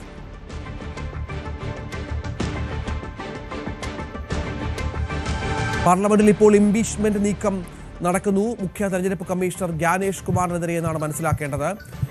രാകേഷ്, കേൾക്കാമെന്ന് കരുതുന്നു. ജ്ഞാനേഷ് കുമാറിനെതിരെ എന്ത് ആരോപണമാണ് പ്രതിപക്ഷത്തിനുള്ളത്? ഒപ്പം തൃണമൂൽ കോൺഗ്രസ് ആണ് മുൻകൈ എടുത്തിരിക്കുന്നത്. അതിന് മറ്റ് എല്ലാ രാഷ്ട്രീയ കക്ഷികളുടെയും പ്രതിപക്ഷ കക്ഷികളുടെയും പിന്തുണയുണ്ടെന്നാണോ മനസ്സിലാക്കേണ്ടത്? രഞ്ജിത്ത്, വിവിധ സംസ്ഥാനങ്ങളിലെ തെരഞ്ഞെടുപ്പ്, കേരളവും പശ്ചിമബംഗാളും തമിഴ്നാടും അസം അടക്കമുള്ള സംസ്ഥാനങ്ങളിലെ തെരഞ്ഞെടുപ്പ് പ്രഖ്യാപനം ഒരാഴ്ചക്കുള്ളിൽ ഉണ്ടായേക്കാം. കാരണം എല്ലാ സംസ്ഥാനങ്ങളിലെയും പര്യടനം കമ്മീഷൻ പൂർത്തിയായി കഴിഞ്ഞു. കഴിഞ്ഞ ദിവസമായിരുന്നു ബംഗാളിലെ പര്യടനം. ഏതായാലും SIRമായി ബന്ധപ്പെട്ട് വലിയ പ്രതിഷേധം ബംഗാളിൽ തുടരുകയാണ്. കഴിഞ്ഞ 6-ാം തീയതി മുതൽ തൃണമൂൽ കോൺഗ്രസ് നേതാവും മുഖ്യമന്ത്രിയുമായ മമതാ ബാനർജി പ്രതിഷേധത്തിലാണ്. അപ്പോൾ അത്തരമൊരു പ്രതിഷേധം നടക്കുന്ന ഘട്ടത്തിലാണ് ഇംപീച്ച്മെന്റ് നീക്കം ഇപ്പോൾ പ്രതിപക്ഷത്തിന്റെ ഭാഗത്തുനിന്ന് ഉണ്ടാകുന്നത്, ഇന്ത്യ സഖ്യത്തിന്റെ ഭാഗത്തുനിന്ന് ഉണ്ടാകുന്നതെന്നാണ് ഏറ്റവും പ്രധാനപ്പെട്ട കാര്യം.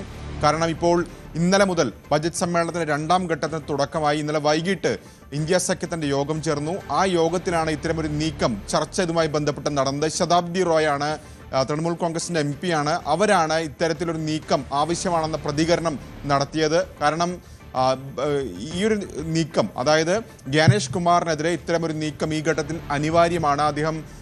അദ്ദേഹത്തിന്റെ ഇടപെടലുകളടക്കം ചോദ്യം ചെയ്തുകൊണ്ടാണ് ശതാബ്ദി റോയ് സംസാരിക്കുകയും ചെയ്തത്. മാത്രവുമല്ല, രാഹുൽ ഗാന്ധി നേരത്തെ SIRനെതിരെ വലിയ നിലപാടെടുത്ത നേതാവാണ്. അദ്ദേഹം വാർത്താ സമ്മേളനം നടത്തി തന്നെ പല കാര്യങ്ങളും വിശദീകരിച്ചിട്ടുണ്ട്. ഒപ്പം വോട്ട് കൊള്ള ആരോപിച്ചുകൊണ്ടാണ് അദ്ദേഹം ബീഹാറിൽ യാത്ര നടത്തിയത്, പര്യടനം നടത്തിയത്. അപ്പോൾ രാഹുൽ ഗാന്ധി അടക്കമുള്ള നേതാക്കൾക്കും സമാന നിലപാട് നേരത്തെ തന്നെ സ്വീകരിച്ചതാണ്. അപ്പോൾ ഈ ഒരു സാഹചര്യത്തിൽ ഇംപീച്ച്മെന്റ് നീക്കം ഇപ്പോൾ ഭാഗത്തുനിന്നുണ്ടാവുകയാണ്. തൃണമൂൽ കോൺഗ്രസ് തന്നെയാണ് ഇതിന് ചുക്കാൻ പിടിക്കുന്നത്. ഒപ്പ് ശേഖരണം അടക്കമുള്ള നടപടികളിലേക്ക് ഇപ്പോൾ കടന്നിരിക്കുകയാണ്. അങ്ങനെയെങ്കിൽ 2-3 ദിവസത്തിനകം തന്നെ ഈ നോട്ടീസ് സമർപ്പിക്കും. സ്വാഭാവികമായും നോട്ടീസ് സമർപ്പിച്ച് കഴിഞ്ഞാൽ അതിൻ്റെ അടുത്ത നടപടി തീർച്ചയായും ഒരു ജഡ്ജിയെ നീക്കുന്നത് പോലുള്ള നടപടിക്രമങ്ങളാണ് ഇതിൽ പൂർത്തീകരിക്കേണ്ടതുണ്ട്. കാരണം സമിതിയെ, ജഡ്ജിമാർ അധ്യക്ഷയായ സമിതിയൊക്കെ തന്നെ നിയോഗിച്ച ശേഷമായിരിക്കും അത്തരം നടപടികളിലേക്ക് തുടർ നടപടിയൊക്കെ തന്നെ ഉണ്ടാവുകയും ചെയ്യുക. ഏതായാലും 100 MP ലോക്സഭയിൽ നിന്നും 50 MP രാജ്യസഭയിൽ നിന്നും ഒപ്പ് ആവശ്യമാണ് ഇതിന്. അതേതായാലും പ്രതിപക്ഷം സംബന്ധിച്ച് തടസ്സമില്ല. കാരണം ലോക്സഭയിൽ അത്രയും നമ്പർ പ്രതിപക്ഷമുണ്ട്. പക്ഷേ ഇത് പാസ്സാക്കിയെടുക്കുക പ്രയാസമുള്ള കാര്യമാണ്. എങ്കിൽ പോലും അത്തരമൊരു തെരഞ്ഞെടുപ്പ് അടക്കം അടുത്ത സാഹചര്യത്തിൽ SIR അടക്കമുള്ള വിഷയങ്ങൾ ചർച്ചയാക്കുക, ഒപ്പം പ്രതിപക്ഷ കൂട്ടായ്മ അത് കൂടുതൽ ശക്തമാക്കുക എന്ന ലക്ഷ്യം തന്നെയാണ് ഇപ്പോൾ ഏതായാലും ഇന്ത്യ സഖ്യത്തിനുള്ളത്. ഏതായാലും അതുമായി ബന്ധപ്പെട്ടുകൊണ്ടുള്ള ഇംപീച്ച്മെന്റ് നീക്കത്തിനുള്ള നോട്ടീസിനുള്ള നടപടിക്രമങ്ങൾ ഇപ്പോൾ ഇന്ത്യ സഖ്യത്തിന്റെ ഭാഗത്തുനിന്ന് തൃണമൂൽ കോൺഗ്രസിന്റെ ഒക്കെ തന്നെ ഭാഗത്തുനിന്ന് നടന്നുകൊണ്ടിരിക്കുകയാണ്. ഏതായാലും തെരഞ്ഞെടുപ്പ് അത് 5 ദിവസത്തിന് അല്ലെങ്കിൽ 5-6 ദിവസത്തിന് 15-ാം തീയതിക്ക് മുമ്പായി പ്രഖ്യാപിക്കാം എന്നാണ് നമുക്കിപ്പോൾ തെരഞ്ഞെടുപ്പ് കമ്മീഷനുമായി ബന്ധപ്പെട്ട വൃത്തങ്ങൾ നൽകുന്ന സൂചന. കാരണം കഴിഞ്ഞ തെരഞ്ഞെടുപ്പ് നോക്കുകയാണെങ്കിൽ ഫെബ്രുവരി അവസാനത്തോടു കൂടി തെരഞ്ഞെടുപ്പ് പൂർത്തീകരിച്ചതാണ്. മാത്രവുമല്ല മെയ് മാസം 20-23 ഒക്കെ ആയി തന്നെ വിവിധ നിയമസഭകളുടെ കാലാവധി അവസാനിക്കുകയും ചെയ്യും.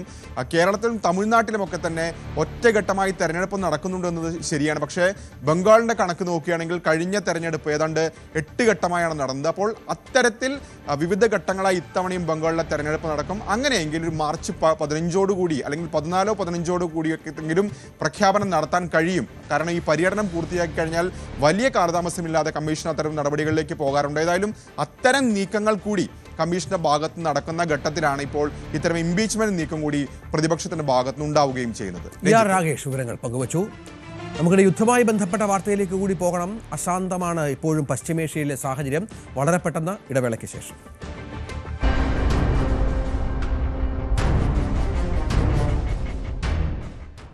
ഇറാൻ യുദ്ധം ഉടൻ അവസാനിക്കാൻ പോകുന്നുവെന്ന് US പ്രസിഡന്റ് ഡൊണാൾഡ് ട്രംപ്. US-ഉം ഇസ്രായേലും തങ്ങളുടെ ലക്ഷ്യങ്ങൾക്ക് തൊട്ടരികിൽ എത്തിക്കഴിഞ്ഞു. മൊജ്തബ ഖമേനി പരമോന്നത നേതാവായതുകൊണ്ട് ഇറാനിലെ പ്രശ്നങ്ങൾ അവസാനിക്കില്ലെന്നും താൻ നിരാശാജനകനാണെന്നും ട്രംപ് വ്യക്തമാക്കി. Mr. President, you've said the war is, quote, very complete, but your defense secretary says this is just the beginning. So which is it, and how long should Americans be prepared? Well, I think you could say it both. The beginning, it's the beginning of building a new country. Do you have to take him out? Does he have a target on his back? You mean the new supreme leader? You mean the son? How can there be an Iran with Well, another I don't want to say that, but I was disappointed because we think it's going to lead to just more of the same problem for the country. So I was disappointed to see their choice. You've said you have someone in mind to be the new Iranian leadership, if not the Ayatollah's son. What are you looking for in that person? Are you looking at someone internal, given that you just said that their leadership has been I like the decimated and idea wiped of, internal and eternal, come to think of it. But I like the idea of internal because it works well. I mean, I think we've proven that so far in Venezuela. We have a woman, Delcy, who has been, president of the country, very respected, she's doing a great job. അതേസമയം യുദ്ധം എപ്പോൾ no അവസാനിക്കുമെന്നത് തീരുമാനിക്കാൻ പോകുന്നത് തങ്ങളായിരിക്കുമെന്നാണ് IRGC വ്യക്തമാക്കിയത്. Israel American അംബാസഡർമാരെ പുറത്താക്കുന്ന Arab European രാജ്യങ്ങൾക്ക് Hormuz കടലിടുക്കിലൂടെ തടസ്സമില്ലാതെ യാത്രാ സൗകര്യം അനുവദിക്കുമെന്നും ഇറാൻ അറിയിച്ചു. പശ്ചിമേഷ്യയിലെ സംഘർഷങ്ങൾ മാറ്റമില്ലാതെ തുടരുകയാണ്. കപ്പൽ ഗതാഗതം തടഞ്ഞാൽ ഇറാനെ ഇപ്പോൾ ഉള്ളതിൻ്റെ 20 ഇരട്ടി പ്രഹരത്തിൽ ആക്രമിക്കുമെന്നും ട്രംപ് ട്രൂത്ത് സോഷ്യലിൽ കുറിച്ച പശ്ചാത്തലം കൂടിയുണ്ട്. അജയ് സുധാ ബിജു വിവരങ്ങളുമായി പങ്കുവെക്കുകയാണ്. അജയ്, ട്രംപിൻ്റെ അവകാശവാദം തങ്ങൾ ലക്ഷ്യം പൂർത്തീകരിച്ചു, 3 ആഴ്ചയെങ്കിലും നീണ്ടു നിൽക്കും എന്നായിരുന്നു നേരത്തെ ട്രംപ് പറഞ്ഞിരുന്നത്. ഇപ്പോൾ ലക്ഷ്യം പൂർത്തീകരിച്ചു എന്ന് പറയുന്നു. പക്ഷേ ഇറാൻ അത് അംഗീകരിക്കാൻ തയ്യാറല്ല, ആക്രമണം തുടരും എന്നും പറയുന്നു. യഥാർത്ഥത്തിൽ ഇറാനിലെ ആക്രമണം, ടെഹ്റാനുമായി ബന്ധപ്പെട്ട ആക്രമണം, ഇറാൻ്റെ പ്രധാന മിസൈൽ കേന്ദ്രങ്ങൾ, ആണവ കേന്ദ്രങ്ങളൊക്കെ ആക്രമിക്കാൻ സാധിച്ചതൊക്കെ ഒരു വലിയ വിജയമായി ട്രംപ് കാണുന്നുവെന്നാണോ? ട്രംപ് കഴിഞ്ഞ വർഷവും സമാനമായിട്ടുള്ള കാര്യങ്ങൾ മുന്നോട്ട് വെച്ചതാണ്. അതായത് ഈ US-ൻ്റെ ആക്രമണം അത് ഇറാനുള്ളിലെ മിസൈൽ ഫെസിലിറ്റികളും അതുപോലെ തന്നെ ആണവ സംവിധാനങ്ങളും എല്ലാം തരിപ്പണമാക്കി. ഇനി കുറഞ്ഞത് 10 വർഷത്തേക്കെങ്കിലും അവർക്കത് പുനർനിർമ്മിക്കാൻ സാധിക്കില്ല എന്നുള്ള വാദങ്ങളൊക്കെ കഴിഞ്ഞ വർഷവും ട്രംപും ഇസ്രായേലും മുന്നോട്ട് വെച്ചതാണ്. എന്നാൽ ഈ വർഷം അവർ വീണ്ടും ഒരു ആക്രമണത്തിന് കോപ്പുകൂട്ടി ഈ ഇറാനെ ആക്രമിക്കുകയായിരുന്നു. അത് തന്നെയാണ് ഇറാനുള്ളിലുള്ള ഒരു പ്രശ്നം. അതായത് ഈ അവർ വലിയ മലകൾക്കുള്ളിൽ വെച്ചും അതുപോലെ പാറക്കെട്ടുകൾക്കടിയിൽ വെച്ചുമെല്ലാം ഈ മിസൈലുകളും അതുപോലെ ആണവ സംവിധാനങ്ങളും ഡെവലപ്പ് ചെയ്യുന്നത് കാരണം അവരുടെ ഒരു ഇൻറ്റേർണൽ ഫെസിലിറ്റിയെ പറ്റി കൃത്യമായ ഒരു ധാരണയില്ലായ്മ അത് എല്ലാ രാജ്യങ്ങൾക്കുമുണ്ട്. US-ഉം ഇസ്രായേലും അത് പ്രത്യേകിച്ച് നേരിടുന്നുണ്ട്. എന്നാൽ ഇത്തവണ നോക്കുകയാണെങ്കിൽ അത് കൂടുതൽ കേന്ദ്രങ്ങളിലേക്ക് ഈ ആക്രമണം വ്യാപിക്കുന്ന ഒരു കാഴ്ച നമുക്ക് കാണാൻ സാധിച്ചു. കഴിഞ്ഞ വർഷത്തേതുപോലെ ചില മേഖലകൾ കേന്ദ്രീകരിച്ച് മാത്രം ആക്രമണം നിൽക്കാതെ ടെഹ്റാൻ അതുപോലെ തന്നെ മറ്റ് പല നഗരങ്ങളിലേക്കും ആക്രമണം വ്യാപിച്ചു.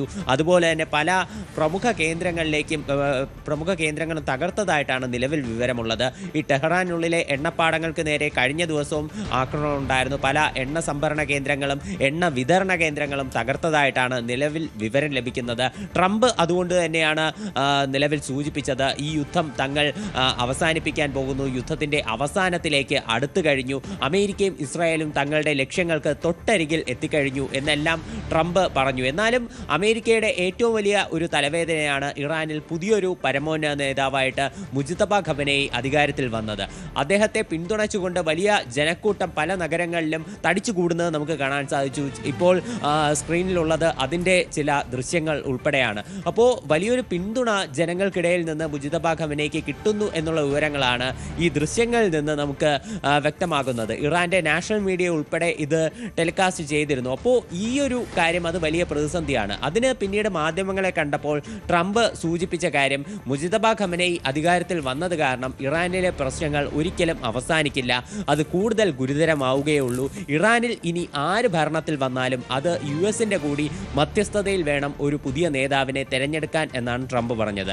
അപ്പോൾ മാധ്യമങ്ങളുടെ മറുചോദ്യം ഉണ്ടായിരുന്നു, അപ്പോൾ ഇറാനുള്ളിൽ നിന്ന് തന്നെയുള്ള ഒരാളാണോ ട്രംപിൻ്റെ മനസ്സിൽ എന്ന് ചോദിച്ചു. അപ്പോൾ ട്രംപ് തീർച്ചയായിട്ടും പറഞ്ഞത് ഇറാനുള്ളിൽ നിന്ന് തന്നെ ഉള്ള ഒരാളായിരിക്കും അതിന് ഉചിതമായിട്ടുള്ള ഒരു ചോയ്സ് എന്ന് പറയുന്നത്. അത് വെനസ്വേലയിൽ ഞങ്ങൾ സ്വീകരിച്ച ആ നടപടി അത് തീർച്ചയായിട്ടും വിജയിക്കുകയും ചെയ്തു. അവിടെ ഡെൽസി റോഡ്രിഗസിനെ പ്രസിഡൻ്റാക്കി. അങ്ങനെ അത് വിജയിച്ച ഒരു രീതിയാണ്. അതുകൊണ്ട് തന്നെ ഇറാനുള്ളിൽ നിന്ന് തന്നെയുള്ള ഒരു നേതാവിനെ തിരഞ്ഞെടുക്കും എന്നുള്ള ഒരു സൂചന കൂടി ട്രംപ് നൽകുന്നുണ്ട്. അതായത് ഇപ്പോഴുള്ള ഭരണകൂടത്തിലെ ആരും വേണ്ട, പക്ഷേ ഇറാനുള്ളിൽ നിന്ന് തന്നെയുള്ള ഒരു ജനപ്രിയനായിട്ടുള്ള നേതാവിനെ അധികാരത്തിലേക്ക് എത്തിക്കും എന്നതിൻ്റെ സൂചന അദ്ദേഹം നൽകിയിട്ടുണ്ട്. അതിനിടെ സംഘർഷങ്ങളും അതിരൂക്ഷമായി തന്നെ തുടരുകയാണ്. ഇപ്പോൾ നിലവിൽ നോക്കുകയാണെങ്കിൽ ലെബനൻ കേന്ദ്രീകരിച്ച് കടുത്ത രീതിയിലുള്ള ആക്രമണം ഇസ്രായേൽ തുടർന്നുകൊണ്ടിരിക്കുകയാണ്. തെക്കൻ ലെബനനിലെ പല കേന്ദ്രങ്ങളും ആക്രമിച്ചു. ഈ ആക്രമണത്തിൽ ഒരു വയോധികൻ കൊല്ലപ്പെട്ടു എന്നുള്ള വിവരമുണ്ട്. മാരണൈറ്റ് കത്തോലിക്ക സഭയുടെ ഒരു പുരോഹിതനാണ് കൊല്ലപ്പെട്ടത്. അതുപോലെ തന്നെ അറബ് രാജ്യങ്ങളിലേക്കും ഇറാന്റെ പ്രത്യാക്രമണം നടന്നുകൊണ്ടിരിക്കുകയാണ്. സൗദി അറേബ്യ ഒരു മിസൈലും ഒരു ഡ്രോണും നശിപ്പിച്ചു എന്നുള്ള വിവരമുണ്ട്. അതുപോലെ തന്നെ ബഹ്റൈനിൽ നിന്നുള്ള ഒരു വിവരം വരുന്നുണ്ട്. ബഹ്റൈനിൽ മനാമ എന്ന നഗരത്തിൽ ഒരു 29കാരി കൊല്ലപ്പെട്ടു എന്നുള്ള വിവരമുണ്ട്. ഇറാന്റെ ഡ്രോൺ ആക്രമണത്തിലാണ് നിലവിൽ ഇവരുടെ ഒരു മരണം സ്ഥിരീകരിച്ചത്. അതുപോലെ തന്നെ ഇസ്രായേലും ലെബനനും കേന്ദ്രീകരിച്ച് 30 ഡ്രോണുകൾ ഇറാനും ലെബനനും കേന്ദ്രീകരിച്ച് 30 ഡ്രോണുകൾ ഇസ്രായേലിനുള്ളിലേക്ക് ഇപ്പോൾ പോയിട്ടുള്ളതായിട്ട് ഇസ്രായേൽ വ്യക്തമാക്കിയിട്ടുണ്ട്. ഇവയെ പ്രതിരോധിക്കാനായിട്ടുള്ള മാർഗങ്ങളും അവർ സ്വീകരിച്ചു വരുന്നുണ്ട്. അതുപോലെ ഹോർമുസ് കടലിടുക്കിനെ അതുമായി ബന്ധപ്പെട്ടിട്ടുള്ള ചില വാഗ്വാദങ്ങളും ഇപ്പോൾ പുരോഗമിക്കുന്നു എന്ന് നമുക്ക് കാണാൻ സാധിക്കും.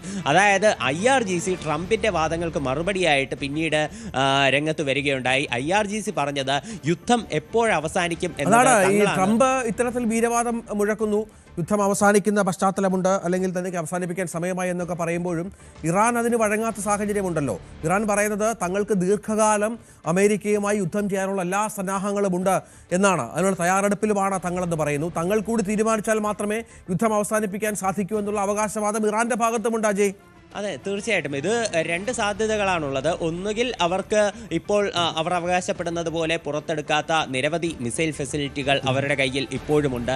അല്ലെങ്കിൽ മറ്റൊരു രീതിയിൽ നോക്കുകയാണെങ്കിൽ ഇപ്പോഴും ഇറാനിൽ വലിയ രീതിയിലുള്ള യാഥാസ്ഥിതിക സമൂഹത്തെ തൃപ്തിപ്പെടുത്താനുള്ള ഒരു രാഷ്ട്രീയ ആയുധം മാത്രമാകാം ഈ പ്രസ്താവനകൾ. അങ്ങനെ 2 സാധ്യതകളുണ്ട്. എന്തായാലും IRGC പ്രസ്താവനയുമായി വന്നത് ഹോർമുസ് കടലിടുക്കിലൂടെയുള്ള യാതൊരു ഗതാഗതവും തങ്ങൾ അനുവദിക്കില്ല.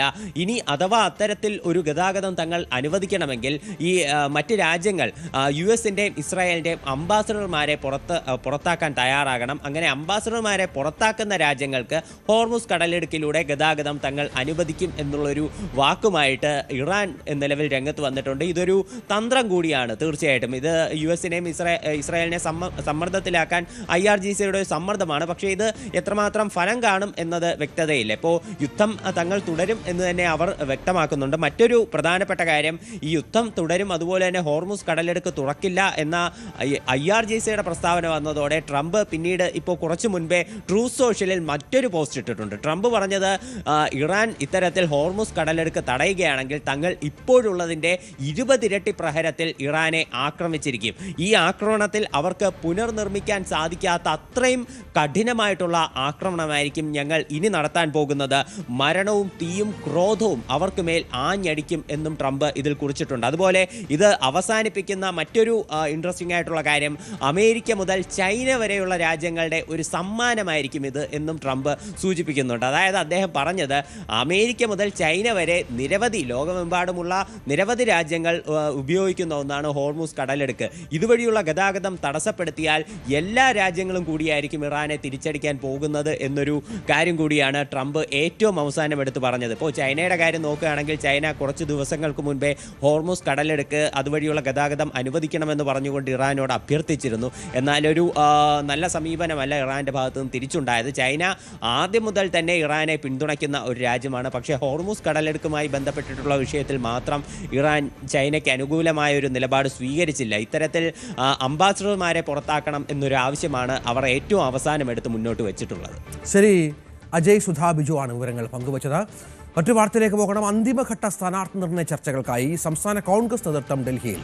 പ്രതിപക്ഷ നേതാവ് VD സതീശൻ, KPCC അധ്യക്ഷൻ സണ്ണി ജോസഫ്, തെരഞ്ഞെടുപ്പ് പ്രചാരണ സമിതി ചെയർമാൻ രമേശ് ചെന്നിത്തല തുടങ്ങിയ സംസ്ഥാനത്തെ മുതിർന്ന നേതാക്കളെല്ലാം ഇപ്പോൾ സ്ക്രീനിംഗ് കമ്മിറ്റി അംഗങ്ങളുമായും ഹൈക്കമാൻഡ് പ്രതിനിധികളുമായും ഒക്കെ ഇന്ന് കൂടിക്കാഴ്ച നടത്തുന്നുണ്ട്. തെരഞ്ഞെടുപ്പ് തീയതി പ്രഖ്യാപിക്കുന്നതിനോടനുബന്ധിച്ച് ആദ്യഘട്ട പട്ടിക പുറത്തു വരുമെന്നാണ് വിവരം. MP-മാർക്ക് ഇളവുകൾ അനുവദിക്കുന്ന അടക്കമുള്ള കാര്യങ്ങളിൽ തീരുമാനമുണ്ടാകും. ഇളവുകൾ അനുവദിക്കേണ്ടതില്ല എന്നാണ് ഭൂരിപക്ഷ അഭിപ്രായമെങ്കിലും നമുക്കറിയാം ഇന്നലെ സുധാകരനൊക്കെ കണ്ണൂരിൽ മത്സരിക്കുമെന്ന് പ്രഖ്യാപിച്ച പശ്ചാത്തലം കൂടിയുണ്ട്. വിഷയത്തിൽ ഹൈക്കമാൻഡാണ് അന്തിമ തീരുമാനമെടുക്കുക എന്നുള്ളതാണ് ഏറ്റവും പ്രധാനം. കാസർഗോഡ് ജില്ലയിലെ തൃക്കരിപ്പൂരിൽ സ്ഥാനാർത്ഥിയെ ചൊല്ലി UDF-ലുണ്ടായ തർക്കം പരിഹരിച്ചു. മണ്ഡലത്തിൽ ഇത്തവണ കോൺഗ്രസ് മത്സരിക്കും. കഴിഞ്ഞ തവണ കേരള കോൺഗ്രസ് ജോസഫ് വിഭാഗം സ്വന്തം നിലയിൽ ഇവിടെ സ്ഥാനാർത്ഥിയെ പ്രഖ്യാപിച്ചതോടെയാണ് വലിയ പൊട്ടിത്തെറി UDF-ലുണ്ടായത്. മഞ്ചേശ്വരത്തുൾപ്പെടെ വലിയ ഭൂരിപക്ഷത്തോടെ UDF ജയിക്കുമെന്ന് DCC അധ്യക്ഷൻ PK ഫൈസൽ ന്യൂസ് 18നോട് പറഞ്ഞു. തൃക്കരിപ്പൂരിൽ UDF സ്ഥാനാർത്ഥിയായി കേരള കോൺഗ്രസ് ജോസഫ് വിഭാഗം സ്വയം സ്ഥാനാർത്ഥി പ്രഖ്യാപിച്ചതോടെ വലിയ പ്രതിഷേധമാണ് കോൺഗ്രസിൽ നിന്നും അതുപോലെ തന്നെ മുസ്ലിം ലീഗിൽ നിന്നും ഉണ്ടായത്. ഏതായാലും ഈ വിഷയത്തിൽ രാജ്മോഹൻ ഉണ്ണിത്താൻ MP ഉൾപ്പെടെ ഇടപെട്ട് ഒരു സമവായത്തിലെത്തിയിരിക്കുന്നു. തത്വത്തിൽ കോൺഗ്രസ് തന്നെ ഈ സീറ്റ് മത്സരിക്കാനാണ് ഇപ്പോൾ ധാരണയായിട്ടുള്ളത്. എന്തായാലും നമ്മോടൊപ്പം കാസർഗോഡ് ജില്ലയിലെ UDFിൻ്റെ പ്രത്യേകിച്ച് കോൺഗ്രസിൻ്റെ കാര്യങ്ങൾ സംസാരിക്കുമ്പോൾ DCC പ്രസിഡന്റ് PK ഫൈസൽ തന്നെ ചേരുന്നു. എങ്ങനെയാണിപ്പോൾ തൃക്കരിപ്പൂരിലെ ഒരു സാധ്യതയുള്ളത്? തൃക്കരിപ്പൂർ നിയോജകമണ്ഡലത്തെക്കുറിച്ച് പറയുമ്പോൾ തൃക്കരിപ്പൂർ 8 പഞ്ചായത്തിനകത്തും ഒരു മുനിസിപ്പാലിറ്റിനകത്തും വ്യക്തമായ സംഘടനാ സംവിധാനം ഇന്ത്യൻ നാഷണൽ കോൺഗ്രസ് സംബന്ധിച്ചിടത്തോളമുണ്ട്. സ്വാഭാവികമായും അതുകൊണ്ട് തന്നെയാണ് കഴിഞ്ഞ തെരഞ്ഞെടുപ്പിൽ ജോസഫ് ഗ്രൂപ്പിന് കേരള കോൺഗ്രസ് ജെക്ക് വിട്ടുകൊടുത്ത സീറ്റ് ഈ തെരഞ്ഞെടുപ്പിൽ കോൺഗ്രസ് ഏറ്റെടുക്കണമെന്ന് കോൺഗ്രസിൻ്റെ മണ്ഡലം കമ്മിറ്റി ആയാലും ബ്ലോക്ക് കമ്മിറ്റി ആയാലും ആ നിയോജക മണ്ഡലത്തിനകത്തെ മുഴുവൻ നേതാക്കളും ഒറ്റക്കെട്ടായി KPCC പ്രസിഡന്റിനോടും അതുപോലെ തന്നെ പ്രതിപക്ഷ നേതാവ് ഉൾപ്പെടെ മുൻ പ്രതിപക്ഷ നേതാവ് AICC സംഘടനാ ജനറൽ സെക്രട്ടറി ഉൾപ്പെടെ നമ്മുടെ രാജ്മോഹൻ ഉണ്ണിത്താൻ MP ഉൾപ്പെടെയുള്ള എല്ലാ നേതാക്കളോടും ജില്ലാ കോൺഗ്രസ് കമ്മിറ്റി പ്രമേയത്തിലൂടെ ആവശ്യപ്പെട്ടു, നിയോജക മണ്ഡലം കമ്മിറ്റി പ്രമേയത്തിലൂടെ ആവശ്യപ്പെട്ടു, അവരോടെല്ലാം ആവശ്യപ്പെട്ടു. അതിൻ്റെ അടിസ്ഥാനത്തിൽ അവരെല്ലാവരും വളരെ ഗൗരവമായി ഈ വിഷയം ഏറ്റെടുക്കുകയും കേരള കോൺഗ്രസ് പാർട്ടി നേതാക്കളുമായി സംസാരിക്കുകയും ചെയ്തു. എന്തായാലും തൃക്കരിപ്പൂർ നിയോജകമണ്ഡലം കോൺഗ്രസിന് കിട്ടുമെന്നുള്ള വലിയ പ്രതീക്ഷയിലാണ് ഇപ്പോൾ ഉള്ളത്. LDF സ്ഥാനാർത്ഥിയായി VP മുസ്തഫയാണ് വരുന്നത്. പ്രത്യേകിച്ച് ന്യൂനപക്ഷങ്ങൾക്കൊക്കെ നല്ല സ്വാധീനമുള്ള ഒരു സ്ഥലമാണ്. അങ്ങനെയാകുമ്പോൾ സ്ഥാനാർത്ഥിത്വം അത് LDFന് കൂടുതൽ ഗുണം ചെയ്യുന്ന ഒരു സാഹചര്യമല്ലേ ഉണ്ടാവുക? അല്ലല്ല, കാരണം UDFനെ സംബന്ധിച്ചിടത്തോളം തീരദേശ മേഖലയിലായാലും അതുപോലെ തന്നെ മലയോര മേഖലയിലായാലും UDFന് എല്ലാ പഞ്ചായത്തിനകത്തും വ്യക്തമായ അവിടെ സംഘടനാ സംവിധാനമുണ്ട്. സ്വാഭാവികമായും ഈ തെരഞ്ഞെടുപ്പിൽ എന്ത് വില കൊടുത്തും തൃക്കരിപ്പൂർ നിയോജക മണ്ഡലത്തിനകത്ത് UDFൻ്റെ ഒരു MLA ഉണ്ടാക്കണമെന്നുള്ള വലിയ പ്രവർത്തനങ്ങളുമായാണ് തീരദേശ മേഖലയിലായാലും മലയോര മേഖലയിലായാലും മറ്റെല്ലാ മേഖലയിലെ UDFൻ്റെ പ്രവർത്തകന്മാർ മുമ്പോട്ട് പോകുന്നത്. ഈ ഉദുമയിൽ CH ഉദുമ MLA തന്നെ വീണ്ടും മത്സരിക്കുന്നു. ഒരുപാട് വികസന പ്രവർത്തനങ്ങൾ നടത്തിയെന്നൊക്കെയാണ് അവകാശപ്പെടുന്നത്. അത് ലക്ഷ്യ ക്യാമ്പിൽ ഉൾപ്പെടെ ഉദുമ ഇത്തവണ വലിയ തോതിൽ സാധ്യതയുണ്ടെന്നാണ് വിലയിരുത്തൽ. അത് ഏത് രീതിയിലാണ് ഇപ്പോൾ ആ സ്ഥാനാർത്ഥിയെ കാണുന്നത്? ഉദുമയെ സംബന്ധിച്ചിടത്തോളം ഇപ്പോൾ തൃക്കരിപ്പൂർ പറഞ്ഞതുപോലെ ഉദുമ ഒരു കാലഘട്ടത്തിൽ കോൺഗ്രസിൻ്റെ MLA ഉണ്ടായിരുന്ന നിയോജകമണ്ഡലമായിരുന്നു. സ്വാഭാവികമായും UDF എന്ത് വില കൊടുത്തും ഉദുമ ഈ തെരഞ്ഞെടുപ്പിൽ UDFന് തിരികെ പിടിക്കണമെന്നുള്ള വലിയ പ്രവർത്തനങ്ങളുമായി അവിടെ ബൂത്ത് തലങ്ങളിലുള്ള പ്രവർത്തനങ്ങൾ UDF പഞ്ചായത്ത് തലങ്ങളിലെ പ്രവർത്തനങ്ങളുമായെല്ലാം ഇപ്പോൾ മുമ്പോട്ട് പോകുന്നു. കേരളത്തിൽ BJP അക്കൗണ്ട് തുറക്കാൻ പ്രതീക്ഷിക്കുന്ന K. സുരേന്ദ്രനെ തന്നെ മത്സരിക്കുന്നു. അവിടെയും KR ജയാനന്ദ ഇപ്പോൾ CPM സ്ഥാനാർത്ഥിയെ പ്രഖ്യാപിച്ചു കഴിഞ്ഞു.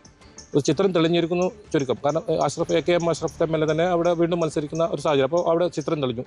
എങ്ങനെയാണ് മഞ്ചേശ്വരത്ത് ഇപ്പോൾ നിലവിലൊരു അവസ്ഥയിൽ കാണുന്നത്? മഞ്ചേശ്വരം CPM ഏത് സ്ഥാനാർത്ഥി ആര് പ്രഖ്യാപിച്ചാലും UDFനെ സംബന്ധിച്ചിടത്തോളം നമ്മളൊരു വിഷയമായി കാണുന്നില്ല. കാരണം നമ്മൾ എന്തായാലും വലിയ വോട്ടിൻ്റെ വ്യത്യാസത്തിൽ നമ്മൾ വിജയിക്കും. കഴിഞ്ഞ പഞ്ചായത്ത് തെരഞ്ഞെടുപ്പിൻ്റെ മാർജിൻ വെക്കുമ്പോൾ തന്നെ നമുക്ക് 20,000-ന് മേലെ ഭൂരിപക്ഷമുണ്ട്. BJPയിലെ ഏത് സ്ഥാനാർത്ഥിയായാലും തിരക്കേയുള്ള LDFൻ്റെ ഏത് സ്ഥാനാർത്ഥിയായാലും തിരക്കേയുള്ള അതൊന്നും UDFന് ഒരു പ്രശ്നമൊന്നുമില്ല. UDF ഒറ്റക്കെട്ടായി മഞ്ചേശ്വരത്ത് വലിയ വോട്ടിൻ്റെ വ്യത്യാസത്തോടു കൂടി വരാൻ പോകുന്ന നിയമസഭാ തെരഞ്ഞെടുപ്പിൽ വിജയിക്കും. തൃക്കരിപ്പൂർ, കാഞ്ഞങ്ങാട്, ഉദുമ 3 സ്ഥലങ്ങളിൽ ഇത്തവണ ഏകദേശം മത്സരിക്കാൻ തീരുമാനമായി. അങ്ങനെയാണെങ്കിൽ ഒരു MLA കോൺഗ്രസിൻ്റെ അകത്ത് ഇത്തവണ ഉണ്ടാവും. ഒന്നല്ല, 2 MLA-മാരുണ്ടാവും കോൺഗ്രസിന്. 2 തൃക്കരിപ്പൂരും ഉദുമയിലും എന്ത് വില കൊടുത്തും നമ്മൾ വിജയിക്കും. കാഞ്ഞങ്ങാടും നല്ല തെരഞ്ഞെടുപ്പ് പോരാട്ടം നടക്കും. ഉദുമയിലും ശക്തമായ മത്സരം നടത്താൻ തന്നെയാണ് കോൺഗ്രസ് മുന്നോട്ട് വരുന്നത്. അതോടൊപ്പം മഞ്ചേശ്വരത്തിൻ്റെ കാര്യത്തിലും വ്യക്തത വരുത്തിയിരിക്കുന്നു. മഞ്ചേശ്വരത്ത് ഭൂരിപക്ഷം വർദ്ധിക്കുമെന്നാണ് DCC പ്രസിഡന്റ് വ്യക്തമാക്കുന്നത്. KV Baiju, news 18, Kasaragod. Thiruvananthapuram central സീറ്റിനെ ചൊല്ലി UDFൽ ഭിന്നത രൂക്ഷം. മുൻമന്ത്രി VS ശിവകുമാറിന്റെ നേതൃത്വത്തിലാണ് കോൺഗ്രസ് നേതാക്കൾ യോഗം ചേർന്നത്. KPCC ഭാരവാഹികളും യോഗത്തിൽ പങ്കെടുത്തു. മുഴുവൻ മണ്ഡലം പ്രസിഡന്റുമാരും ബ്ലോക്ക് പ്രസിഡന്റുമാരും യോഗത്തിലെത്തി. സീറ്റ് CMPക്ക് നൽകാനാവില്ലെന്ന് നേതാക്കൾ ഒരുമിച്ച് വ്യക്തമാക്കി. കൈപ്പത്ത് ചിഹ്നത്തിൽ പ്രചരണം ആരംഭിക്കാനാണ് കോൺഗ്രസ് പ്രവർത്തകരുടെ തീരുമാനം. മന്ത്രി വീണ ജോർജിനെതിരായ ആക്രമണത്തിൽ KSU പ്രവർത്തകരുടെ ജാമ്യ ഹർജി ഇന്ന് കോടതി പരിഗണിക്കുന്നുണ്ട്. തലശ്ശേരി കോടതിയാണ് ജാമ്യ ഹർജി പരിഗണിക്കുന്നത്. ആയുധം ഉപയോഗിച്ച് വധിക്കാൻ ശ്രമിച്ചുവെന്നും ഗൂഢാലോചന നടത്തിയെന്നുമാണ് പ്രോസിക്യൂഷന്റെ വാദം. എന്നാൽ കരിങ്കൊടി പ്രതിഷേധം മാത്രമാണ് നടത്തിയെന്ന് പ്രതിഭാഗം വാദിക്കുന്നു. 5 പേരാണ് റിമാൻഡിൽ കഴിയുന്നത്. സർക്കാർ ജീവനക്കാരുടെ ഡേറ്റ ചോർച്ച കേസിൽ ഇന്ന് വിധി. സ്വകാര്യതാ ലംഘനം ചൂണ്ടിക്കാട്ടിയുള്ള ഹർജിയിലാണ് ഹൈക്കോടതി വിധി പറയുന്നത്. നീക്കം തെരഞ്ഞെടുപ്പ് ലക്ഷ്യമിട്ടെന്നാണ് ഹർജിക്കാർ ആരോപിക്കുന്നത്. ജസ്റ്റിസ് ബെച്ചു കുര്യൻ തോമസ് ആണ് വിധി പറയുക. ജീവനക്കാരുടെ ഫോണുകളിലേക്ക് ക്ഷാമബദ്ധ അടക്കം നൽകിയത് ചൂണ്ടിക്കാട്ടി സന്ദേശം അയക്കുന്നുവെന്നും ഇത് തെരഞ്ഞെടുപ്പ് ലക്ഷ്യമിട്ടാണെന്നുമായിരുന്നു ഹർജിക്കാരുടെ വാദം. എന്നാൽ തെരഞ്ഞെടുപ്പ് സന്ദേശങ്ങൾ ഒന്നും അയച്ചിട്ടില്ലെന്നും ജീവനക്കാർക്ക് അയച്ചത് ഭരണനിർവഹണത്തിന്റെ ഭാഗമായുള്ള സന്ദേശങ്ങൾ മാത്രമാണെന്നുമാണ് സർക്കാരിന്റെ മറുപടി. അതേസമയം ജീവനക്കാരുടെ വ്യക്തിഗത വിവരങ്ങൾ സൂക്ഷിച്ചിട്ടെന്നാണ് സർക്കാർ വിശദീകരണം. സെക്രട്ടറി ജീവനക്കാരൻ അനിൽകുമാർ അടക്കമുള്ളവരാണ് ഹൈക്കോടതിയെ സമീപിച്ചത്. വയനാട്ടിലെ ദുരിതബാധിതർക്ക് വീട് വെക്കാൻ മുഖ്യമന്ത്രിയുടെ ദുരിതാശ്വാസ നിധിയിലേക്ക് സംഭാവന അയച്ചവർക്ക് നന്ദി സന്ദേശം അയക്കാൻ അനുമതി നേടിയിട്ടുള്ള അപേക്ഷയിലും കോടതി വിധി പറയും. വയനാട് ഉരുൾപൊട്ടൽ ദുരന്തത്തിലെ പുനരധിവാസ പട്ടികയിൽ നിന്നും പുറത്താക്കപ്പെട്ട ദുരന്തബാധിതർ പ്രത്യക്ഷ സമരത്തിലേക്ക്. ഉറ്റവരെ നഷ്ടപ്പെട്ടവർ പോലും പട്ടികയ്ക്ക് പുറത്തായതോടെ വയനാട് കളക്ടറേറ്റിന് മുൻപിൽ വലിയൊരു പ്രതിഷേധമാണ് ഉണ്ടായത്. കടം എഴുതിത്തള്ളുന്ന ഉൾപ്പെടെയുള്ള ആനുകൂല്യങ്ങളിൽ നിന്ന് തഴയപ്പെട്ട ഇവർ ടൗൺഷിപ്പിന് മുന്നിൽ കുടിൽ കെട്ടി സമരം ചെയ്യാനാണ് തീരുമാനിച്ചിരിക്കുന്നത്. വയനാട്ടിലെ ചൂരൽമലയിലെയും മുണ്ടക്കയിലെയും മണ്ണിൽ എല്ലാം ഒലിച്ചുപോയവർക്ക് നീതി നിഷേധിക്കപ്പെടുന്നു എന്ന പരാതിയുമായാണ് ദുരന്തബാധിതർ വയനാട് കളക്ടറേറ്റിന് മുന്നിൽ പ്രതിഷേധിച്ചത്. ഉറ്റവരും ഉടയവരും നഷ്ടപ്പെട്ടവർ പോലും സാങ്കേതികത്വത്തിന്റെ പേരിൽ പുനരധിവാസ പട്ടികയിൽ നിന്നും പുറത്തായതായി ദുരന്തബാധിതർ പറയുന്നു. ടൗൺഷിപ്പ് പദ്ധതിയിൽ ഉൾപ്പെടുത്താതെ തഴഞ്ഞതോടെ തങ്ങൾ എങ്ങോട്ട് പോകുമെന്ന ചോദ്യമാണ് ഇവർ ഉയർത്തുന്നത്. ഞങ്ങൾ താമസിക്കുന്ന പുഞ്ചിരിമട്ടത്താണ്. എൻ്റെ അച്ഛനും എൻ്റെ ആങ്ങളെ അതിൽ നഷ്ടപ്പെട്ടു പോയി. 2 വീടും നഷ്ടപ്പെട്ടു പോയി. ഞങ്ങൾക്കൊരു വീട് ഈ ലിസ്റ്റിലൊന്നും വന്നിട്ടില്ല. പെൺമക്കള് 3 പെൺമക്കളാണ്. അവരെ കല്യാണം കഴിച്ചു കൊടുത്തതുകൊണ്ട് അത് തരാൻ പറ്റില്ല എന്നാണ്. ഞാൻ ഈ കളക്ടറേറ്റിൽ പല പ്രാവശ്യം കയറി ഇറങ്ങി. പക്ഷേ ADMന്റെ ഭാഗത്തുനിന്ന് തരാൻ പറ്റൂല എന്ന് തന്നെ പറഞ്ഞു. ഞങ്ങൾ എങ്ങോട്ട് പോവുക? എനിക്കും എൻ്റെ കുടുംബത്തിൽ നിന്ന് 11 പേര് നഷ്ടപ്പെട്ടതാണ്. മകനടക്കം നഷ്ടപ്പെട്ടതാണ്. ഒരുപാട് പ്രാവശ്യം ഇവിടെ കളക്ടറേറ്റിൽ ഞങ്ങൾ കയറി ഇറങ്ങി പരാതി കൊടുത്തിട്ടും അപ്പോൾ അവരൊക്കെ പറയുന്നത് നിങ്ങൾക്ക് മകൻ നഷ്ടപ്പെട്ടാൽ പൈസ കിട്ടിയില്ലേ, അതോടെ കഴിഞ്ഞു, വീടില്ല. റേഷൻ കാർഡ് മാനദണ്ഡമാണെങ്കിൽ ഈ റേഷൻ കാർഡ് മാനദണ്ഡത്തിൽ കൊടുത്ത അതേ മാനദണ്ഡം നമുക്കും കിട്ടണ്ടേ? ഇതേ സ്ഥലത്ത് ഇവരൊക്കെ സ്ഥലമുള്ള ആളുകളാണ്. 4 സെന്റ് 3 സെന്റ് 5 സെന്റ് ഭൂമി ആളുകളാണ്. അവർക്ക് കൊടുത്തിട്ട് നമ്മളെ പുറന്തള്ളിക്കുക. നമ്മളവിടെ പെറ്റു വളർന്ന ആളുകൾ തരാമെന്നും അതുപോലെ തന്നെ അവിടെയുള്ള ദുരിതബാധിതരെ നല്ലപോലെ പരിഗണിക്കാമെന്ന് പറഞ്ഞിട്ടാണ് ഈ ഒരു ദുരിതാശ്വാസ പ്രവർത്തനം തുടങ്ങിയിട്ടുള്ളത്. ഗവൺമെന്റ് നല്ല രീതിയിൽ തന്നെ എല്ലാ കാര്യവും ചെയ്തു വരുന്നുണ്ട്. പക്ഷേ അതിൻ്റെ അകത്ത് പലതരത്തിലുള്ള വിവേചനങ്ങളാണ് നടന്നുകൊണ്ടിരിക്കുന്നത്. ദുരന്തബാധിതരുടെ ബാങ്ക് വായ്പകൾ എഴുതിത്തള്ളുമെന്ന് സർക്കാർ പ്രഖ്യാപിച്ചിരുന്നെങ്കിലും പട്ടികയിൽ ഇല്ലാത്തവർക്ക് ഈ ആനുകൂല്യം ലഭിക്കുന്നില്ല. വലിയ കടബാധ്യതയും വാടക വീടുകളിലെ ജീവിതവും ഇവരെ കൂടുതൽ പ്രതിസന്ധിയിലാക്കുന്നു. ഈ അവഗണന തുടർന്നാൽ പുതിയതായി നിർമ്മിക്കുന്ന ടൗൺഷിപ്പിന് മുന്നിൽ കുടിൽക്കെട്ടി താമസിച്ച് പ്രതിഷേധിക്കാനാണ് ഇവരുടെ തീരുമാനം.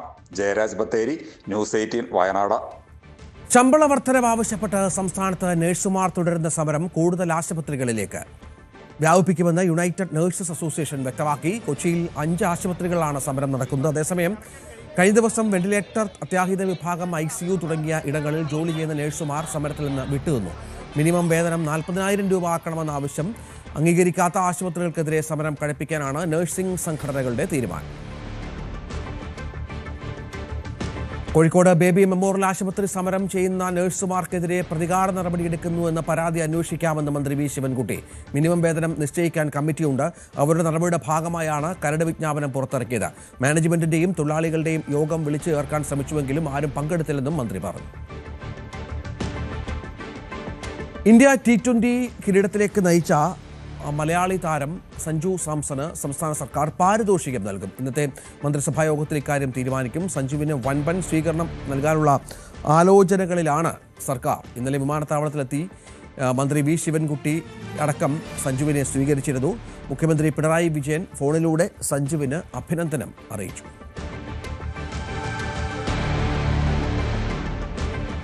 സച്ചിന്റെ പിന്തുണ തനിക്ക് കരുത്തായി എന്ന് ക്രിക്കറ്റ് താരം സഞ്ജു സാംസൺ. വീഴ്ചയിൽ പതറിയപ്പോൾ സച്ചിൻ നൽകിയത് വലിയ പിന്തുണയാണ്.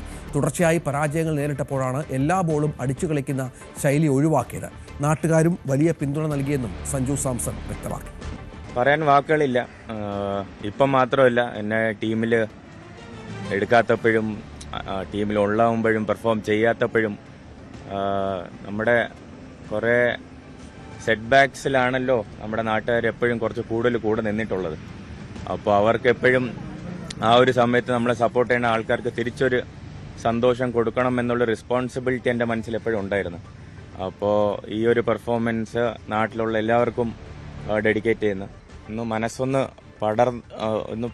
പാളി പോയപ്പോൾ എനിക്ക് എൻ്റെ അപ്പോൾ ഇനി ആരെ വിളിച്ചാലാണ് ഒരു ഉപദേശം കിട്ടാൻ. അപ്പോൾ പിന്നെ ഒരു പേരെ മനസ്സിൽ വന്നിട്ടുള്ളൂ.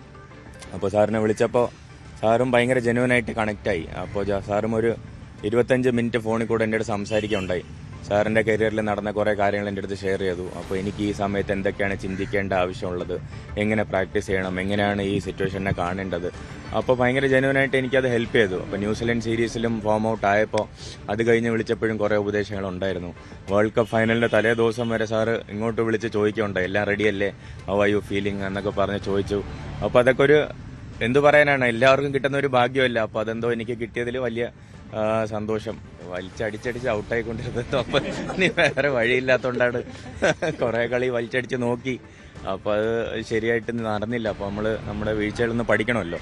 അപ്പോൾ ഒരു 5 മാച്ച് ഇവിടെ സീരീസ് ഉണ്ടായിരുന്നപ്പോൾ എനിക്ക് നമ്മുടെ രീതി അതാണല്ലോ, നമ്മൾ ശീലി അനുസരിച്ച് നമ്മൾ ഭയങ്കര സ്ട്രൈക്ക് റേറ്റ് കൂട്ടാൻ നോക്കി. പക്ഷെ അത് നടന്നിട്ടില്ല. അപ്പോൾ നമ്മൾ കുറച്ച് വേറെ ഗെയിം പ്ലാനോടെ ഈ വേൾഡ് കപ്പ് പ്രിപ്പയർ ചെയ്തായിരുന്നു. അതിൻ്റെ ഒരു ഇതാണ്. കേരള തമിഴ്നാട് അതിർത്തിയിൽ ബോർഡ് സ്ഥാപിക്കുന്നതിനെ ചൊല്ലി ഉദ്യോഗസ്ഥർ തമ്മിൽ തർക്കം. ബസ് സ്റ്റാൻഡ് നിർമ്മാണവുമായി ബന്ധപ്പെട്ട് തമിഴ്നാട്ടിലെ താളൂരിൽ വർഷങ്ങളായി നിലനിൽക്കുന്ന അതിർത്തി തർക്കം വീണ്ടും സജീവമാവുകയാണ്.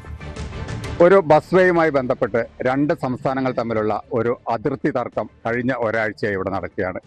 സുൽത്താൻ ബത്തേരിയിൽ നിന്നും ഏകദേശം 8 കിലോമീറ്റർ എത്തിയാൽ താളൂർ എന്ന് പറയുന്ന സ്ഥലത്തെത്തും. ഇതാണ് തമിഴ്നാടിൻ്റെ ഒരു അതിർത്തി.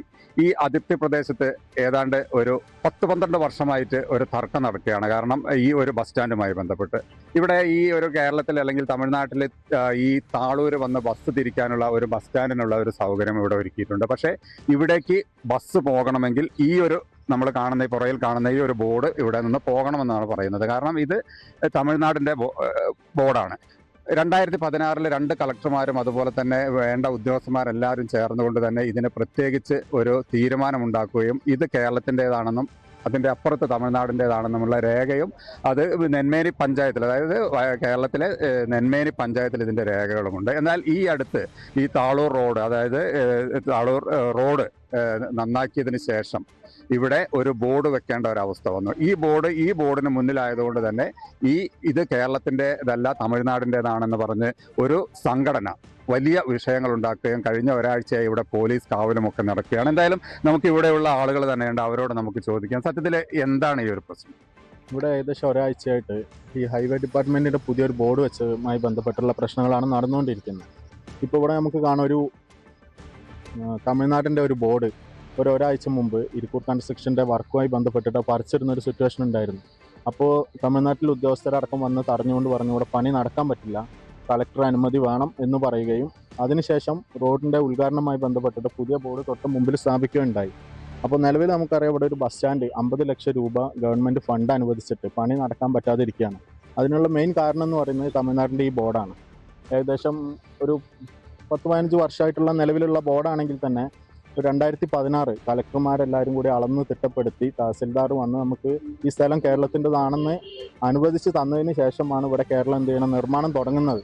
എന്നാൽ ഇതുവരെ ഹൈവേ ഡിപ്പാർട്ട്മെൻറ്റ് ഈ ബോർഡ് മാറ്റാനുള്ള ഒരു നിയമ നടപടിയും സ്വീകരിച്ചിട്ടില്ല. അതുകൊണ്ട് തന്നെ ഇവിടെ ബസ് സ്റ്റാൻഡ് അടക്കമുള്ള വികസനങ്ങൾ വരുന്നതിൽ ഭയങ്കര തടസ്സമായി കൊണ്ടിരിക്കുകയാണ്. തീർച്ചയായും, അതായത് കേരളത്തിൽ നിന്ന് വരുന്ന ബസ്സുകൾ തിരിക്കാൻ പോലും സ്ഥലമില്ല. പക്ഷേ ഇവിടെ, അതായത് ഈ തൊട്ടപ്പുറത്ത് താളൂരാണുള്ളത്, കേരളത്തിൻ്റെ തന്നെ അല്ലെങ്കിൽ കേരളത്തിന് അവകാശപ്പെട്ട ഈ സ്ഥലമുള്ളത് കൊണ്ട് തന്നെ മറ്റൊരിടത്ത് പോയിട്ട് വാഹനം തിരിക്കേണ്ട ഒരവസ്ഥയുമില്ല. എന്നാൽ തമിഴ്നാട് ഈ സ്ഥലം വിട്ടു നൽകുന്നില്ല എന്നുള്ളതാണ് പറയുന്നത്. ആരാണ് ശരിക്കും ഈ ഒരു വിഷയമുണ്ട്? ഇതിൽ മെയിനായിട്ടൊരു ആക്ഷേപം ഉന്നയിക്കുന്നത് നാം തമിഴ് കക്ഷി എന്ന് പറയുന്ന തമിഴ്നാട്ടിലെ ഒരു സംഘടനയാണ്. ഈ പ്രദേശത്തുള്ള ആളുകൾക്കോ അല്ലെങ്കിൽ ഉദ്യോഗസ്ഥർക്കോ ഇതുവരെ ഒരു വിഷയങ്ങളായിട്ട് കണ്ടിട്ടില്ല.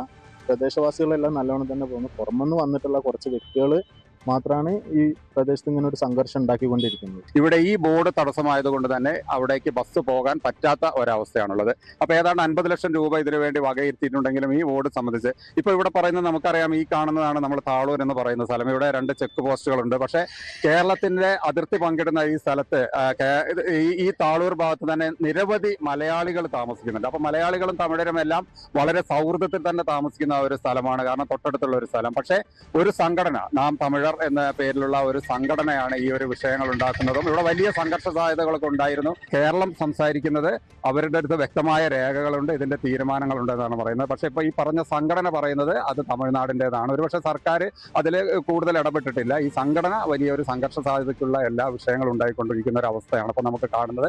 എന്തായാലും അവരുടെ അടുത്ത് രേഖയുണ്ടെങ്കിൽ അത് കൊണ്ടുവന്ന് അവർക്ക് തിരിച്ചു കൊടുക്കാമെന്നുള്ളതാണ് ഈ പറയുന്ന നെന്മേനി പഞ്ചായത്ത്, അതായത് കേരളത്തിന്റെ ഒരു തീരുമാനം. എന്തായാലും ഇതിനുള്ള ഒരു ചർച്ച 2 ദിവസത്തിനുള്ളിൽ നടക്കുമെന്നാണ് ഇപ്പോൾ നമുക്ക് അറിയുന്നത്.